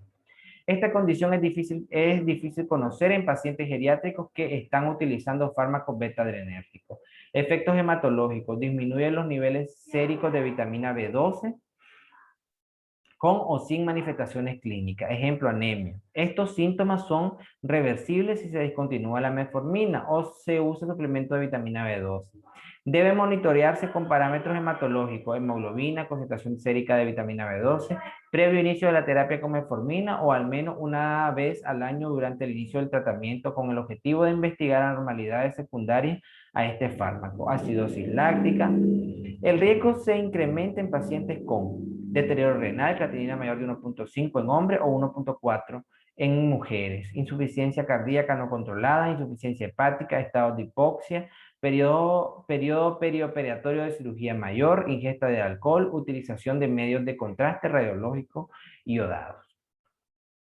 Dosificación. La dosis debe individualizarse por cada caso en particular. Iniciar con la dosis más baja de 500 miligramos al día en el desayuno o cena en dosis única, o 1000 divididos en 2 con el desayuno y cena. Después de 5 a 7 días, si no aparecen efectos gastrointestinales, aumentar la dosis a 850 o 1000 con el desayuno o la cena. Si hay efectos gastrointestinales, entonces reducir la dosis previa y tratar de incrementar más tarde. La dosis máxima efectiva son de 850 miligramos 2 veces al día, con una efectividad modestamente superior con dosis de 3 gramos por día.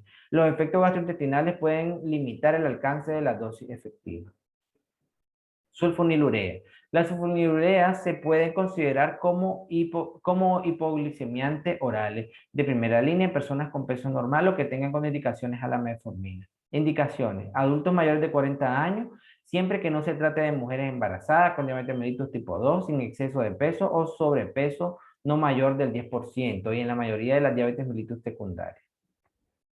Contraindicaciones: diabetes mellitus tipo 1, la diabetes pancreopriva y la diabetes tipo LAD, Latent Autoimmunity Diabetes Adulthood, así como en pacientes con diabetes mellitus tipo 2 y tengan una o más de las siguientes condiciones de embarazo: cirugía mayor, infecciones graves, estrés, traumatismo, hepatopatía o nefropatía, manifestaciones, nefropatía manifiesta, desnutrición o reacción alérgica a esta. Dosificación. La dosis debe individualizarse por cada caso en particular. El tratamiento con sulfonilurea debe hacerse con sumo cuidado, comenzando con dosis baja antes de las comidas, controlando estrechamente al paciente, perfil glucémico y utilizando la dosis mínima eficaz. La glibenclamida 1.25 a 20 miligramos al día dividido en 5 a 2 dosis, en una o dos dosis, como primera alternativa, está suficientemente documentada, ha demostrado mayor potencia hipoglucemiante, lo cual facilita su uso terapéutico que se asocia a un menor número de interacciones medicamentosas y reacciones de toxicidad. Otras sulfonilureas que han demostrado ser eficaces y seguras se presentan en el cuadro de farmacocinética, dosis y efectos secundarios de los hipoglicemiantes orales. Farmacocinética y dosis de las sulfonilureas de segunda generación.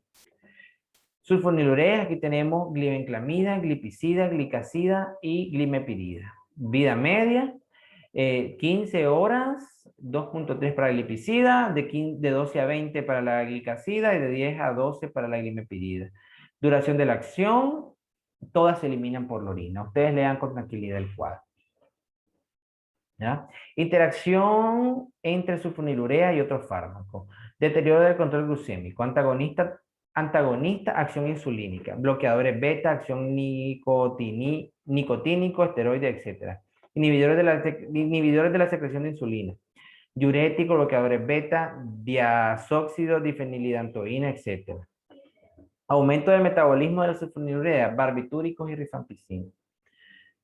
Desplazamiento de la sulfonilurea de su acción a la albúmina, aspirina, fibrato, trimetoprim y sulfamida. Inhibidores de la excreción renal, probenecid y alopurinol. Acción insulino secretagoga, ácido acetilsalicílico a baja dosis, fármaco prostaglandina-like, inhibidores de la neogluconeogénesis, el alcohol, inhibidores de la contrarregulación hormonal, bloqueadores beta y simpaticolíticos.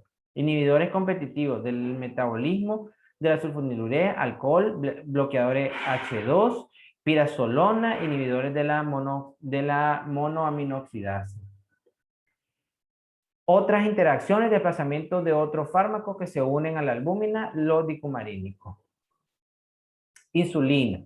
Hay ocasiones en que se requiere administrar insulina a pacientes con diabetes mellitus tipo 2. Su uso está indicado en terapia inicial de hiperglucemia grave, después de la falta de respuesta a hipoglucemiantes orales, reacciones adversas a los hipoglucemiantes orales, durante el periodo perioperatorio, estados agudos de hiperglucemia, ejemplo, infecciones severas, complicaciones agudas, complicaciones crónicas severas, embarazo y periodo preconcepcional.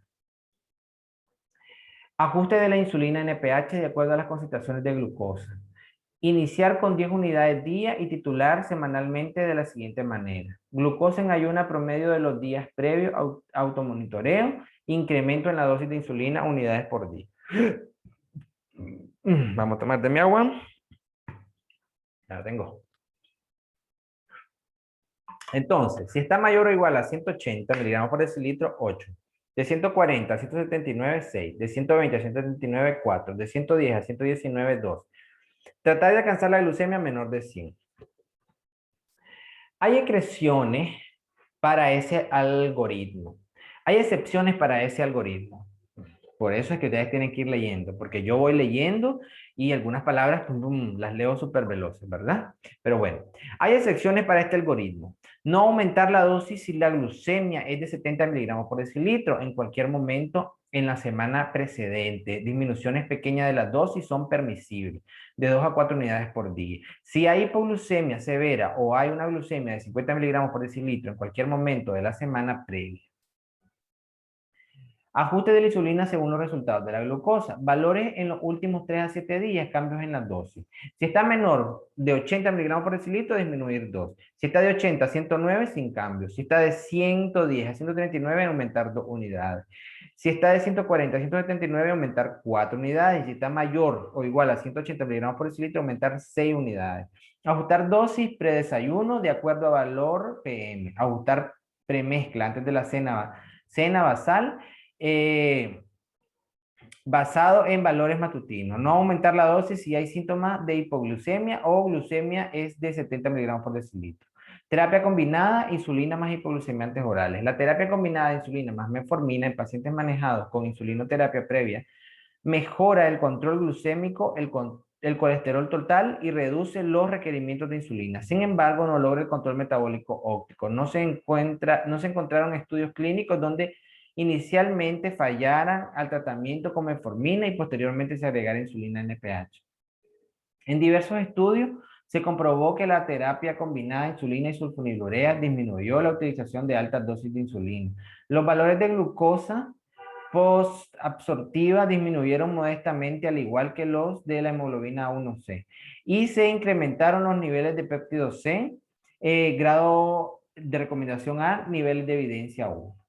Según estudios clínicos en la combinación de metformina más gliburide, que es la glibenclamida, más insulina, se usaron menores dosis de insulina para mejorar los niveles de hemoglobina A1C en comparación con los otros grupos. Sin embargo, no superó la combinación insulina-NPH al acostarse más metformina para mejorar los niveles de hemoglobina A1C, triglicéridos y el índice de masa corporal. Algoritmo de manejo en pacientes con diabetes mellitus tipo 2 sin tratamiento que está debutante. Diagnóstico, cambios en el estilo de vida más metformina. Evaluar mensual por 2 meses consecutivos con glucosa plasmática en ayuna y glucosa plasmática y glucosa postprandial. Está en meta, continuamos igual. Fuera de la meta, entonces seguimos con el estilo de la vida, agregamos más metformina o más sulfonilurea. Evaluar mensual por 2 meses consecutivos con glucosa plasmática en ayuna y postprandial. En el tercer mes, además de lo anterior, realizar hemoglobina glucosilada. Está en meta, continuamos. Si está fuera de la meta, continuar con el cambio de estilo de vida. Agregamos continuamos con la metformina, pero quitamos la sulfonilurea y agregamos una insulina basal. Evaluar en 3 meses con glucosa plasmática en ayuna y postprandial y hemoglobina glucosilada. Si está en meta, continuamos igual. Si está fuera de la meta, cambio en los estilos de vida más intensificar la insulina. En el paciente con diagnóstico inicial de diabetes se recomienda iniciar con cambio en el estilo de vida más metformina y el paciente debe reevaluarse mensual por 2 meses consecutivo con glucosa plasmática en ayuno y glucosa postprandial. Si alcanzó las metas del control, se debe continuar con el mismo esquema de tratamiento y con seguimiento mensual con glucosa plasmática en ayuno y glucosa postprandial y hemoglobina glucosilada cada tercer mes. Si el paciente no alcanza la meta al tratamiento farmacológico, debe añadirse sulfonilurea y debe reevaluarse mensualmente por 2 meses consecutivos con glucosa plasmática en ayuno y glucosa postprandial. Y cada tercer mes se le debe realizar hemoglobina glucosilada. Si con ese esquema el paciente no alcanza las metas, 3 meses después de estar con este mismo tratamiento, continuará con metformina y se sustituirá la sulfonilurea por insulina basal. Si el paciente alcanzó la meta, continuar con insulina basal y metformina. Ajuste de insulina basal deben realizarse idealmente cada 2 o 3 días, pero no en condiciones donde no se pueda cumplir lo anterior. Los ajustes de insulina deben realizarse en un periodo no mayor de un mes, siempre tomando en cuenta los resultados de glucosa plasmática en ayuno y glucosa postprandial. Cada 3 meses evaluar además lo anterior con hemoglobina A1C. Si luego de 3 meses el paciente no ha logrado alcanzar la meta, se cambiará a un esquema de tratamiento con insulina basal y prandial y aplicando dosis de rescate cuando sea necesario. Si la hemoglobina A1C en cualquier momento es mayor de 8.5%, se debe indicar terapia oral combinada, metformina más sulfonilurea. Si es mayor de 10%, indicar insulina. La insulinoterapia puede utilizarse desde el diagnóstico de la enfermedad, cuando los cambios en el estilo de vida han fallado, cuando el paciente tiene hiperglucemia con síntomas muy marcados. Después del fracaso de monoterapia, este abordaje permite reducir el riesgo de complicaciones micro y macrovasculares, mejorar el perfil cardiovascular, reducir la glucotoxicidad y la variabilidad de la glucemia, reducir morbilidad y mortalidad, costos y mejoras de la calidad de vida.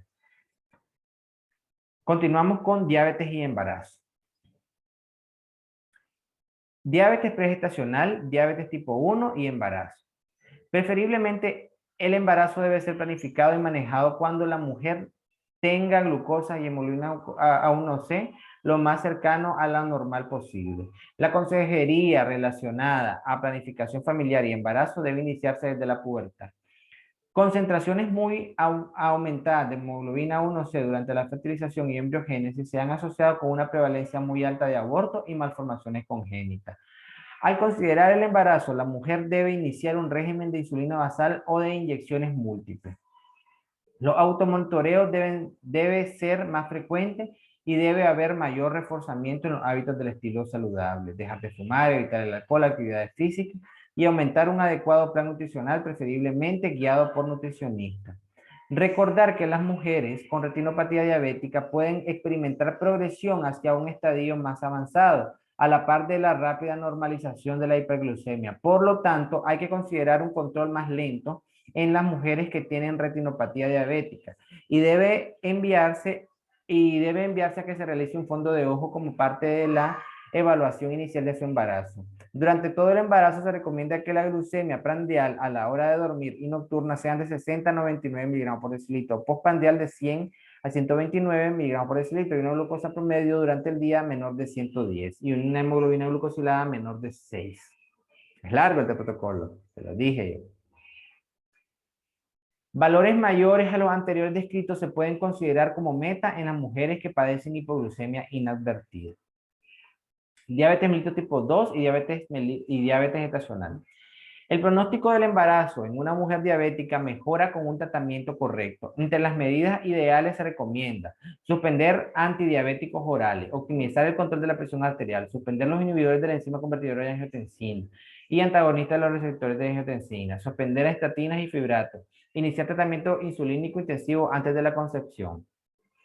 El tratamiento de la diabetes gestacional se facilita con medidas dietéticas e insulinoterapia. La monitorización de la glucemia es fundamental para controlar el tratamiento, ya que la demanda de insulina y el umbral renal de la glucosa cambian a lo largo del embarazo. La consecuencia de glucemias preprandiales de menor de 100 y postprandiales 2 horas menor de 120 se pueden considerar como un objetivo deseable durante el tratamiento siempre y cuando se eviten las hipoglucemias.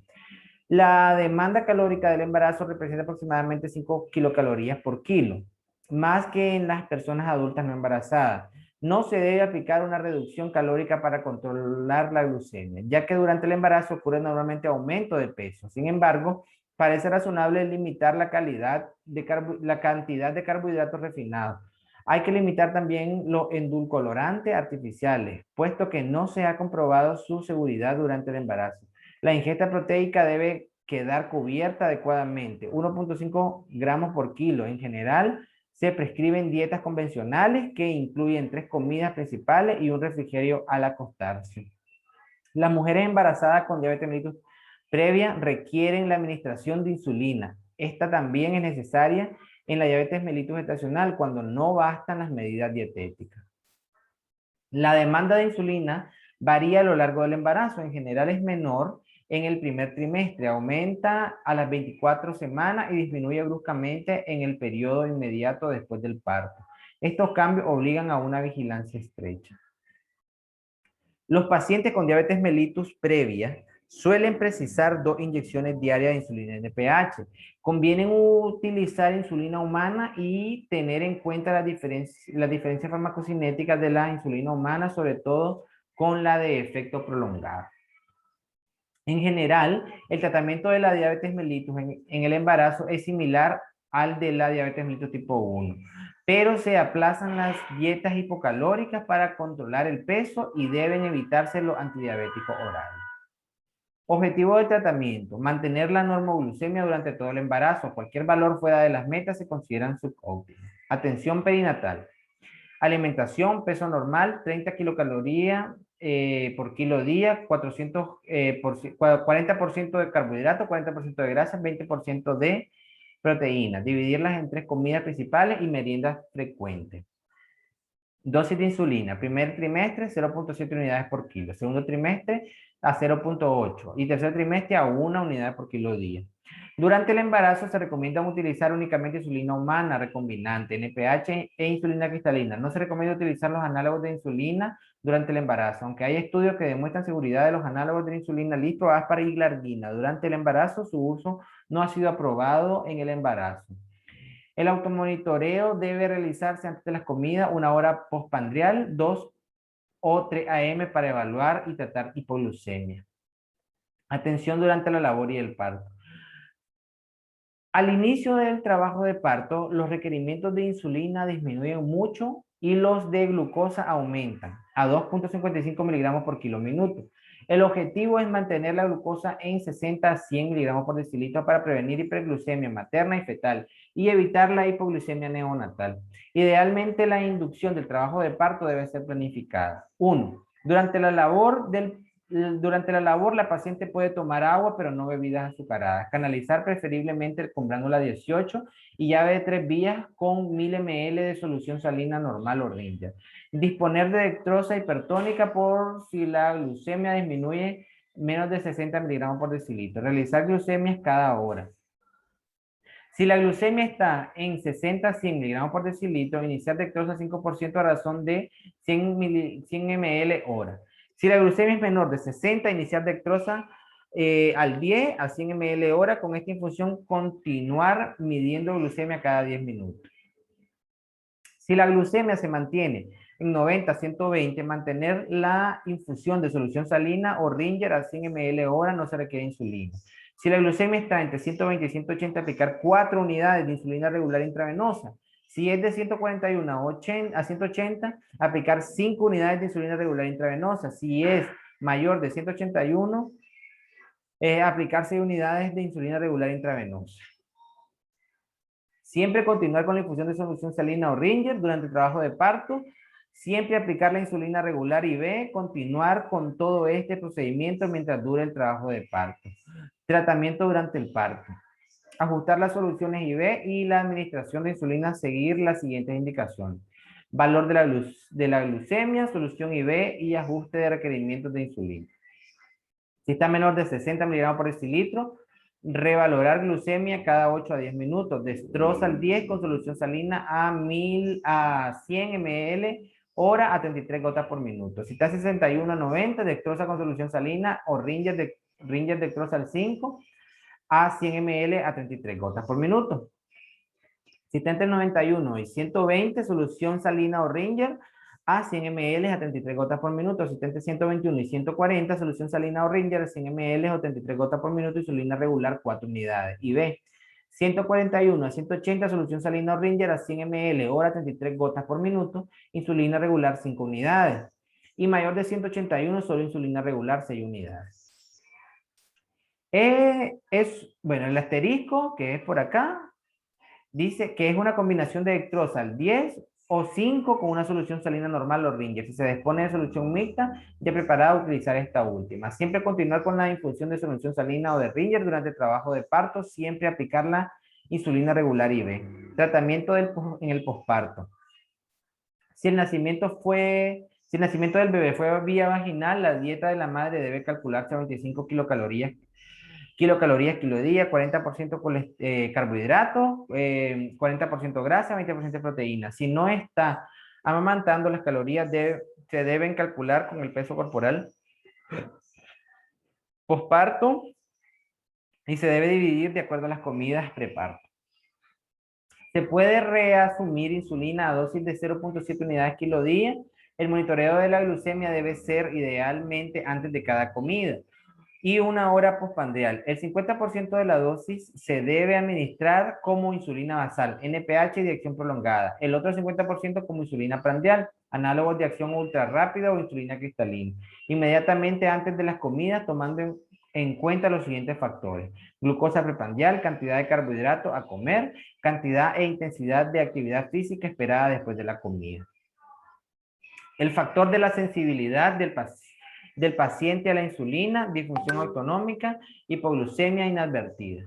Para las mujeres que están brindando lactancia materna a su hijo, las calorías se calculan a 27 kilocalorías kilo día. Estas se deben dividir de acuerdo a la frecuencia con que el bebé se alimente. Esto puede requerir los múltiples usos de inyecciones y debe vigilarse la hipoglucemia. Ahora hablemos de la hipoglucemia durante el embarazo. Manejo de la hipoglucemia en el embarazo. Toda hipoglucemia debe manejarse en un establecimiento de salud. Hipoglucemia sintomática, glucemia menor de 60 miligramos por decilitro, 8 onzas de leche y valorar en 15 minutos. Hipoglucemia sintomática, glucemia menor de 60, 8 onzas de leche y valorar en 15 minutos. Si la glucemia es aún menor de 60, dar otra 8 onzas de leche y valorar en 15 minutos. Si la glucemia en sangre es aún menor de 60 miligramos por decilitro, dar 8 onzas de jugo de naranja y una rebanada de pan. Si la paciente tiene alteraciones mentales y no puede beber líquido, aplicar 0.15 subcutáneos miligramos de glucagón y valorar glucemia en 10 minutos. Si la glucemia continúa menor de 60, aplicar 0.15 miligramos subcutáneos de glucagón y revalorar en 10 minutos. Ejercicio durante el embarazo. Recomendaciones generales. El ejercicio debe iniciarse una vez que se han alcanzado control glucémico. Antes de iniciar el ejercicio, la glucemia debe ser de 90 a 140 miligramos por decilitro. Se debe consumir alimento al menos 3 horas antes del ejercicio y este no debe durar más de 45 minutos. El bolo prandial de insulina debe reducirse a 50% si se espera que el pico de acción se dé mientras se hace el ejercicio. Complicaciones y contraindicaciones del ejercicio. Parto pretérmino, ruptura prematura de membrana, incompetencia cervical, sangrado persistente persistente entre el segundo y tercer trimestre, retardo del crecimiento intrauterino, placenta previa más allá de las 26 semanas, hipertensión arterial inducida por el embarazo. Los ejercicios recomendados son la natación, la bicicleta estacionaria, ejercicio aeróbico de bajo impacto y la caminata. Cada sesión de ejercicio debe comenzar con una fase de calentamiento, luego una fase de resistencia. Se recomienda que la frecuencia cardíaca no pase más allá de 140 por minuto. Recomendaciones generales para el ejercicio durante el embarazo. Preferir ejercicio cardiovascular, preferir intensidad moderada, frecuencia cardíaca máxima a 140 por minuto, comer 1 a 3 horas antes de iniciar el ejercicio, reducir el bolo de insulina en 50% si se piensa que el pico de acción será cuando se está haciendo el ejercicio. Vayan a revisarse la tabla de los picos de la insulina. Inyectar insulina en el abdomen. Si la glucemia previa a la actividad física es menor de 90, tomar una merienda suplementaria de 15 gramos de carbohidratos. Si la glucemia es mayor de 250 miligramos por decilitro y hay cetonuria, no ejercitar hasta que desaparezca la cetonuria. Si la glucemia es mayor de 300 miligramos por decilitro, la cetonuria es negativa, se puede aplicar una dosis pequeña de insulina de 2 a 3 unidades antes de la sesión de ejercicio. Algunos médicos pueden sugerir evitar el ejercicio completamente. Cuando el paciente vaya a la sesión de ejercicio, siempre debe llevar glucosa, líquido suficiente y un brazalete de identificación. Tratamiento de las comorbilidades. Entre las principales comorbilidades del paciente diabético se encuentran la hipertensión arterial, dislipidemias, alteraciones cardiovasculares. Hay que recordar que los hábitos como dejar de fumar, medidas dietéticas, ejercicios son la base fundamental para el tratamiento de la diabetes, incluyendo de las comorbilidades. Diabetes y la hipertensión arterial.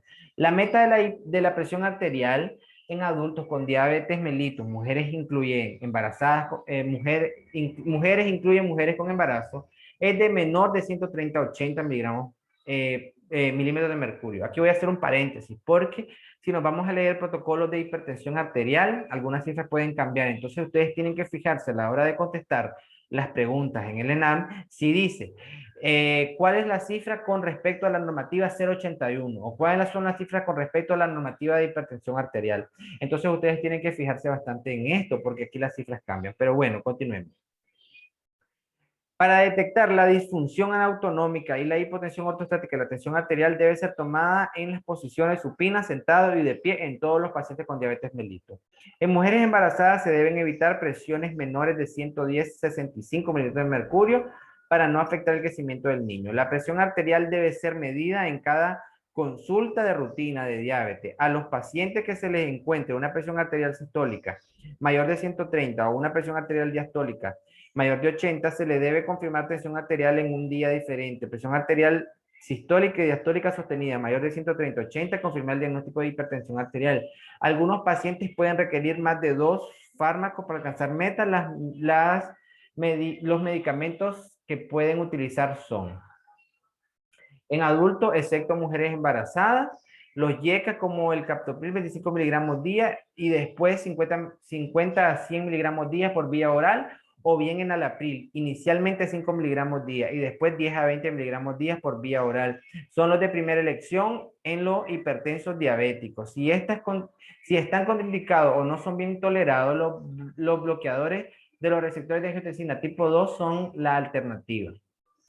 En los ensayos clínicos, UKPDS en pacientes diabéticos e hipertensos, captopril y atenolol demostraron producir los mismos resultados.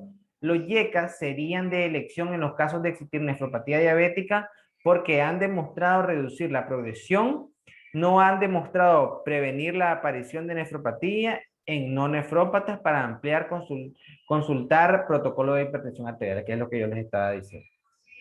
En las embarazadas, alfametil-dopa es el tratamiento de elección. Se puede usar además bloqueadores de canales de calcio, de acción prolongada e hidralazina. Diabetes mellitus y dislipidemia. El diagnóstico de dislipidemia se establece sobre la base de las concentraciones plasmáticas de triglicéridos, colesterol total, LDL y HDL. La terapia farmacológica inicial para la hipercolesterolemia incluye una estatina y en caso necesario agregando una resina de ácidos biliares. Los fibratos están recomendados como terapia inicial para el control de los triglicéridos. En la tabla 22 se indican los criterios para iniciar terapia farmacológica tomando como guía la LDL. En pacientes diabéticos se considera como un paciente de alto riesgo, ya que actualmente la diabetes se considera un equivalente de enfermedad coronaria. Categoría de riesgo, metas y tratamiento de lipidemias en la diabetes. Categoría de riesgo, muy alto riesgo. Enfermedades cardiovasculares establecidas. Múltiples factores de riesgo mayor, especialmente la diabetes, factores de riesgo severo o pobremente controlado, especialmente el tabaquismo, síndrome metabólico. Especialmente triglicéridos mayor de 200 miligramos por decilitro, más colesterol no HDL mayor de 130 con HDL menor de 40. Este es LDL.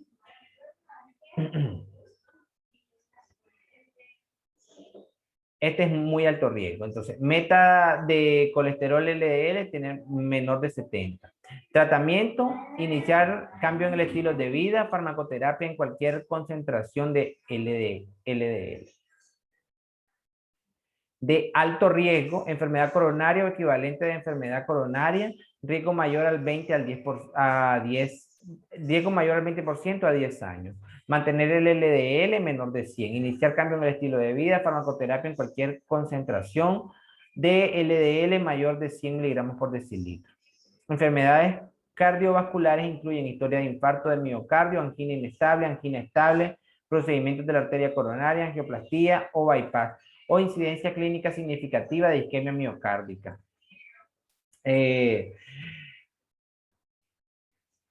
Bueno, aquí vamos a saltarlo, hasta que esto ya más o menos ya lo manejamos, ¿verdad? Prevención secundaria. Diversos ensayos clínicos han demostrado que con cifras de colesterol total entre 213 y 310 miligramos por decilitro de antecedentes de infarto agudo de miocardio o de angina inestable, la simvastatina dosis de 20 a 40 miligramos por decilitro y la pravastatina dosis de 10 a 40 miligramos por decilitro reducen la aparición de nuevos episodios de isquemia, así como reducción de la mortalidad global y cardiovascular. Diversos ensayos clínicos muestran también que las estatinas pueden tener efecto benéfico en la prevención de un primer episodio de enfermedad cerebrovascular. En gefibrosil, la dosis de 1200 miligramos al día reduce también la aparición de nuevos infartos en pacientes con cardiopatía isquémica y concentraciones basales de HDL. Sin embargo, no están demostrados que disminuyan la mortalidad global. Prevención primaria. Hipolipemiantes. Diversos estudios de prevención primaria han demostrado que el gifibrosil y la colestiramina de 12 a 36 gramos al día reducen la incidencia de infarto en el miocardio. En pacientes asintomáticos con hipercolesterolemia moderada, que la prevastatina reduce la incidencia de cardiopatía isquémica en individuos con colesterol total entre 250 y 300 miligramos por decilitro, y que la lovastatina de 20 a 40 miligramos por decilitro reduce la tasa de eventos isquémicos en pacientes con colesterol total entre 180 y 264 miligramos por decilitro. Cuando estas cifras están asociadas a HDL, sin embargo, no está demostrado su efecto sobre la mortalidad. Es más, la magnitud del efecto preventivo es menor que en la prevención secundaria. Orden de prioridad para el tratamiento de la dislipidemia en adultos. LDL en límite. Primera opción, inhibidor se me olvidó, pero esas son las estatinas. Segunda opción, resina de ácidos biliares. Incremento del HDL. Recomendar reducción de peso, incrementar actividad física y cese del fumado. Se puede emplear con cuidado ácido nicotínico, el cual está relativamente contraindicado. Para los triglicéridos, priorizar el control de la glucemia derivados del ácido fíbrico en fibrosil. Las estatinas tienen moderada efectividad y altas dosis en hipertrigliceridemia. Hiperlipidemia combinada. Primera opción, control de la glucemia más alta dosis de estatina. Segunda opción, estatina más enfibrosil. Tercera opción, control glucémico estricto más resina más enfibrosil. Control glucémico estricto más estatina más ácido nicotínico. La glucemia se debe monitorear cuidadosamente. Un asterisco, la decisión de tratamiento con LDL elevado antes del incremento de los triglicéridos está basado en estudios clínicos que demuestran la eficacia de diferentes agentes. Dos asteriscos, la combinación de estatinas con ácido nicotínico y especialmente con el fibrosil puede incrementar el riesgo de miositis. En este cuadro vamos a ver rápidamente el tratamiento para la dislipidemia en pacientes con diabetes mellitus. Estatina, tenemos aquí fluvastatina, lovastatina, pravastatina y simvastatina. Aquí tenemos la dosis máxima, la dosis mínima y lo que hace. Si ustedes ven, fluvastatina, lovastatina disminuye solo colesterol, pero pravastatina disminuye el colesterol y aumenta el HDL. Sin embargo, la simvastatina disminuye colesterol, disminuye el LDL, aumenta el HDL y disminuye el triglicérido, ¿verdad? Y que últimamente se modifica por otros fármacos. Efectos secundarios y contraindicaciones: mialgia, elevación de las enzimas hepáticas y rabdomiólisis. Aquí tenemos atorvastatina, disminuye el LDL y disminuye triglicéridos, pero si ustedes ven, no hace nada en el HDL. Rosuvastatina, esta sí, vemos que disminuye colesterol, LDL, tiene porcentaje de disminución, aumenta el HDL y disminuye triglicéridos. ¿Verdad? Los efectos secundarios están arriba. Los fibratos en fibrosilo, fenofibratos, benzafibrato y ciprofibrato. Acá tenemos su dosis máxima, su dosis mínima y su efecto. Efectos secundarios: náusea, dolor abdominal, diarrea, riesgo de rabdomiólisis cuando se asocia a estatina, principalmente en fibrosil y colelitiasis. Sales biliares, aquí tenemos colestiramina, colestipol y coleseban. Aquí tenemos la dosis máxima. Aquí tenemos lo que hace: solamente colesterol LDL lo disminuye. Estreñimiento y pirosis son sus efectos secundarios. Niacina de acción prolongada, aquí tenemos su dosis máxima. Vemos que tiene acción sobre el LDL, aumenta HDL, disminuye triglicéridos. Sus efectos adversos son rubor, ardor, prurito, puede elevarse la enzima hepática, ácido úrico y glucosa. Ezetimibe 10 miligramos y omega 3. Bueno, el ezetimibe aquí tenemos que disminuir el colesterol, pero con el omega 3 vemos que no tiene contraindicaciones y que tiene un buen efecto hasta de 50% en los triglicéridos. Profilaxis con ácido acetilsalicílico: los pacientes diabéticos tienen de 2 a 4 veces más riesgo de sufrir complicaciones por enfermedad cardiovascular, siendo el riesgo mayor en las mujeres. Aterosclerosis y trombosis vascular son los más frecuentes y es aceptado que las plaquetas juegan un papel importante en este proceso. De aquí se fundamenta la necesidad de realizar profilaxis con ácido acetilsalicílico en los pacientes con diabetes mellitus. Un metaanálisis de 145 ensayos clínicos controlados en los cuales evalúan la terapia antiplaquetaria en hombres y en mujeres con antecedentes de infarto agudo de miocardio o síncope o un ataque isquémico transitorio o historia familiar de enfermedad cardiovascular, demuestra una reducción importante de la mortalidad tras la administración de ácido acetilsalicílico. En la United States Physician Health Study realizó un estudio de prevención tras la administración de dosis bajas de ácido acetilsalicílico comparada con placebo, encontrando una reducción del riesgo de 40% de infarto agudo de miocardio en el grupo tratado con ácido acetilsalicílico. Probablemente los diabéticos con enfermedad cardiovascular establecida se beneficien más del tratado con ácido acetilsalicílico. Dosis de ácido acetilsalicílico: los estudios antes descritos recomiendan dosificación entre 75 y 325, por lo tanto, la dosis de ácido acetilsalicílico recomendada en pacientes con diabetes tipo 1 y 2 es de 100. Terapia profiláctica con ácido acetilsalicílico en pacientes diabéticos. Prevención primaria, prevención secundaria, contraindicación para la terapia con ácido acetilsalicílico. Alto riesgo en pacientes con diabetes mellitus tipo 1 y 2. Historia familiar de enfermedades cardíacas, coronarias, fumador, HTA, obesidad, albuminuria, lípidos elevados, colesterol total, LDL, bueno, colesterol total mayor de 200, LDL mayor de 100, HDL menor de 45 en hombres y de 55 en mujeres. Triglicéridos mayor de 200. Prevención secundaria: pacientes con evidencia de enfermedad de grandes vasos, infarto agudo de miocardio, procedimiento de bypass vascular, síncope, ataque isquémico transitorio, enfermedad vascular periférica, claudicación y angina. Contraindicación para la terapia con ácido acetilsalicílico: alergia al ácido acetilsalicílico, terapia con anticoagulante, sangrado gastrointestinal reciente, enfermedad hepática activa. No se recomienda su administración en pacientes menores de 21 años por el elevado riesgo de aparición de síndrome de Raynaud. Y vamos a dejar la sección 3, que es el protocolo de tratamiento de la diabetes mellitus a nivel hospitalario en adultos. para el siguiente video, ya que esta transmisión pues ya se hizo un poco larga. Hay un montón que leer, hay un montón que estudiar. Recuerden que esto ahorita lo que estamos haciendo es leyendo, leyendo, leyendo. Ustedes cuando tengan la inquietud, pausen el video y lo leen con detenimiento. Tengan el protocolo a mano. Es importante que lleguemos a la completa revisión de todos los protocolos a final de este año. Así que pues estudien, denle duro al coco y nos vemos en la siguiente transmisión que sería la parte 3 del protocolo de tratamiento de la diabetes mellitus a nivel hospitalario en adultos. Bendiciones grandes para ustedes.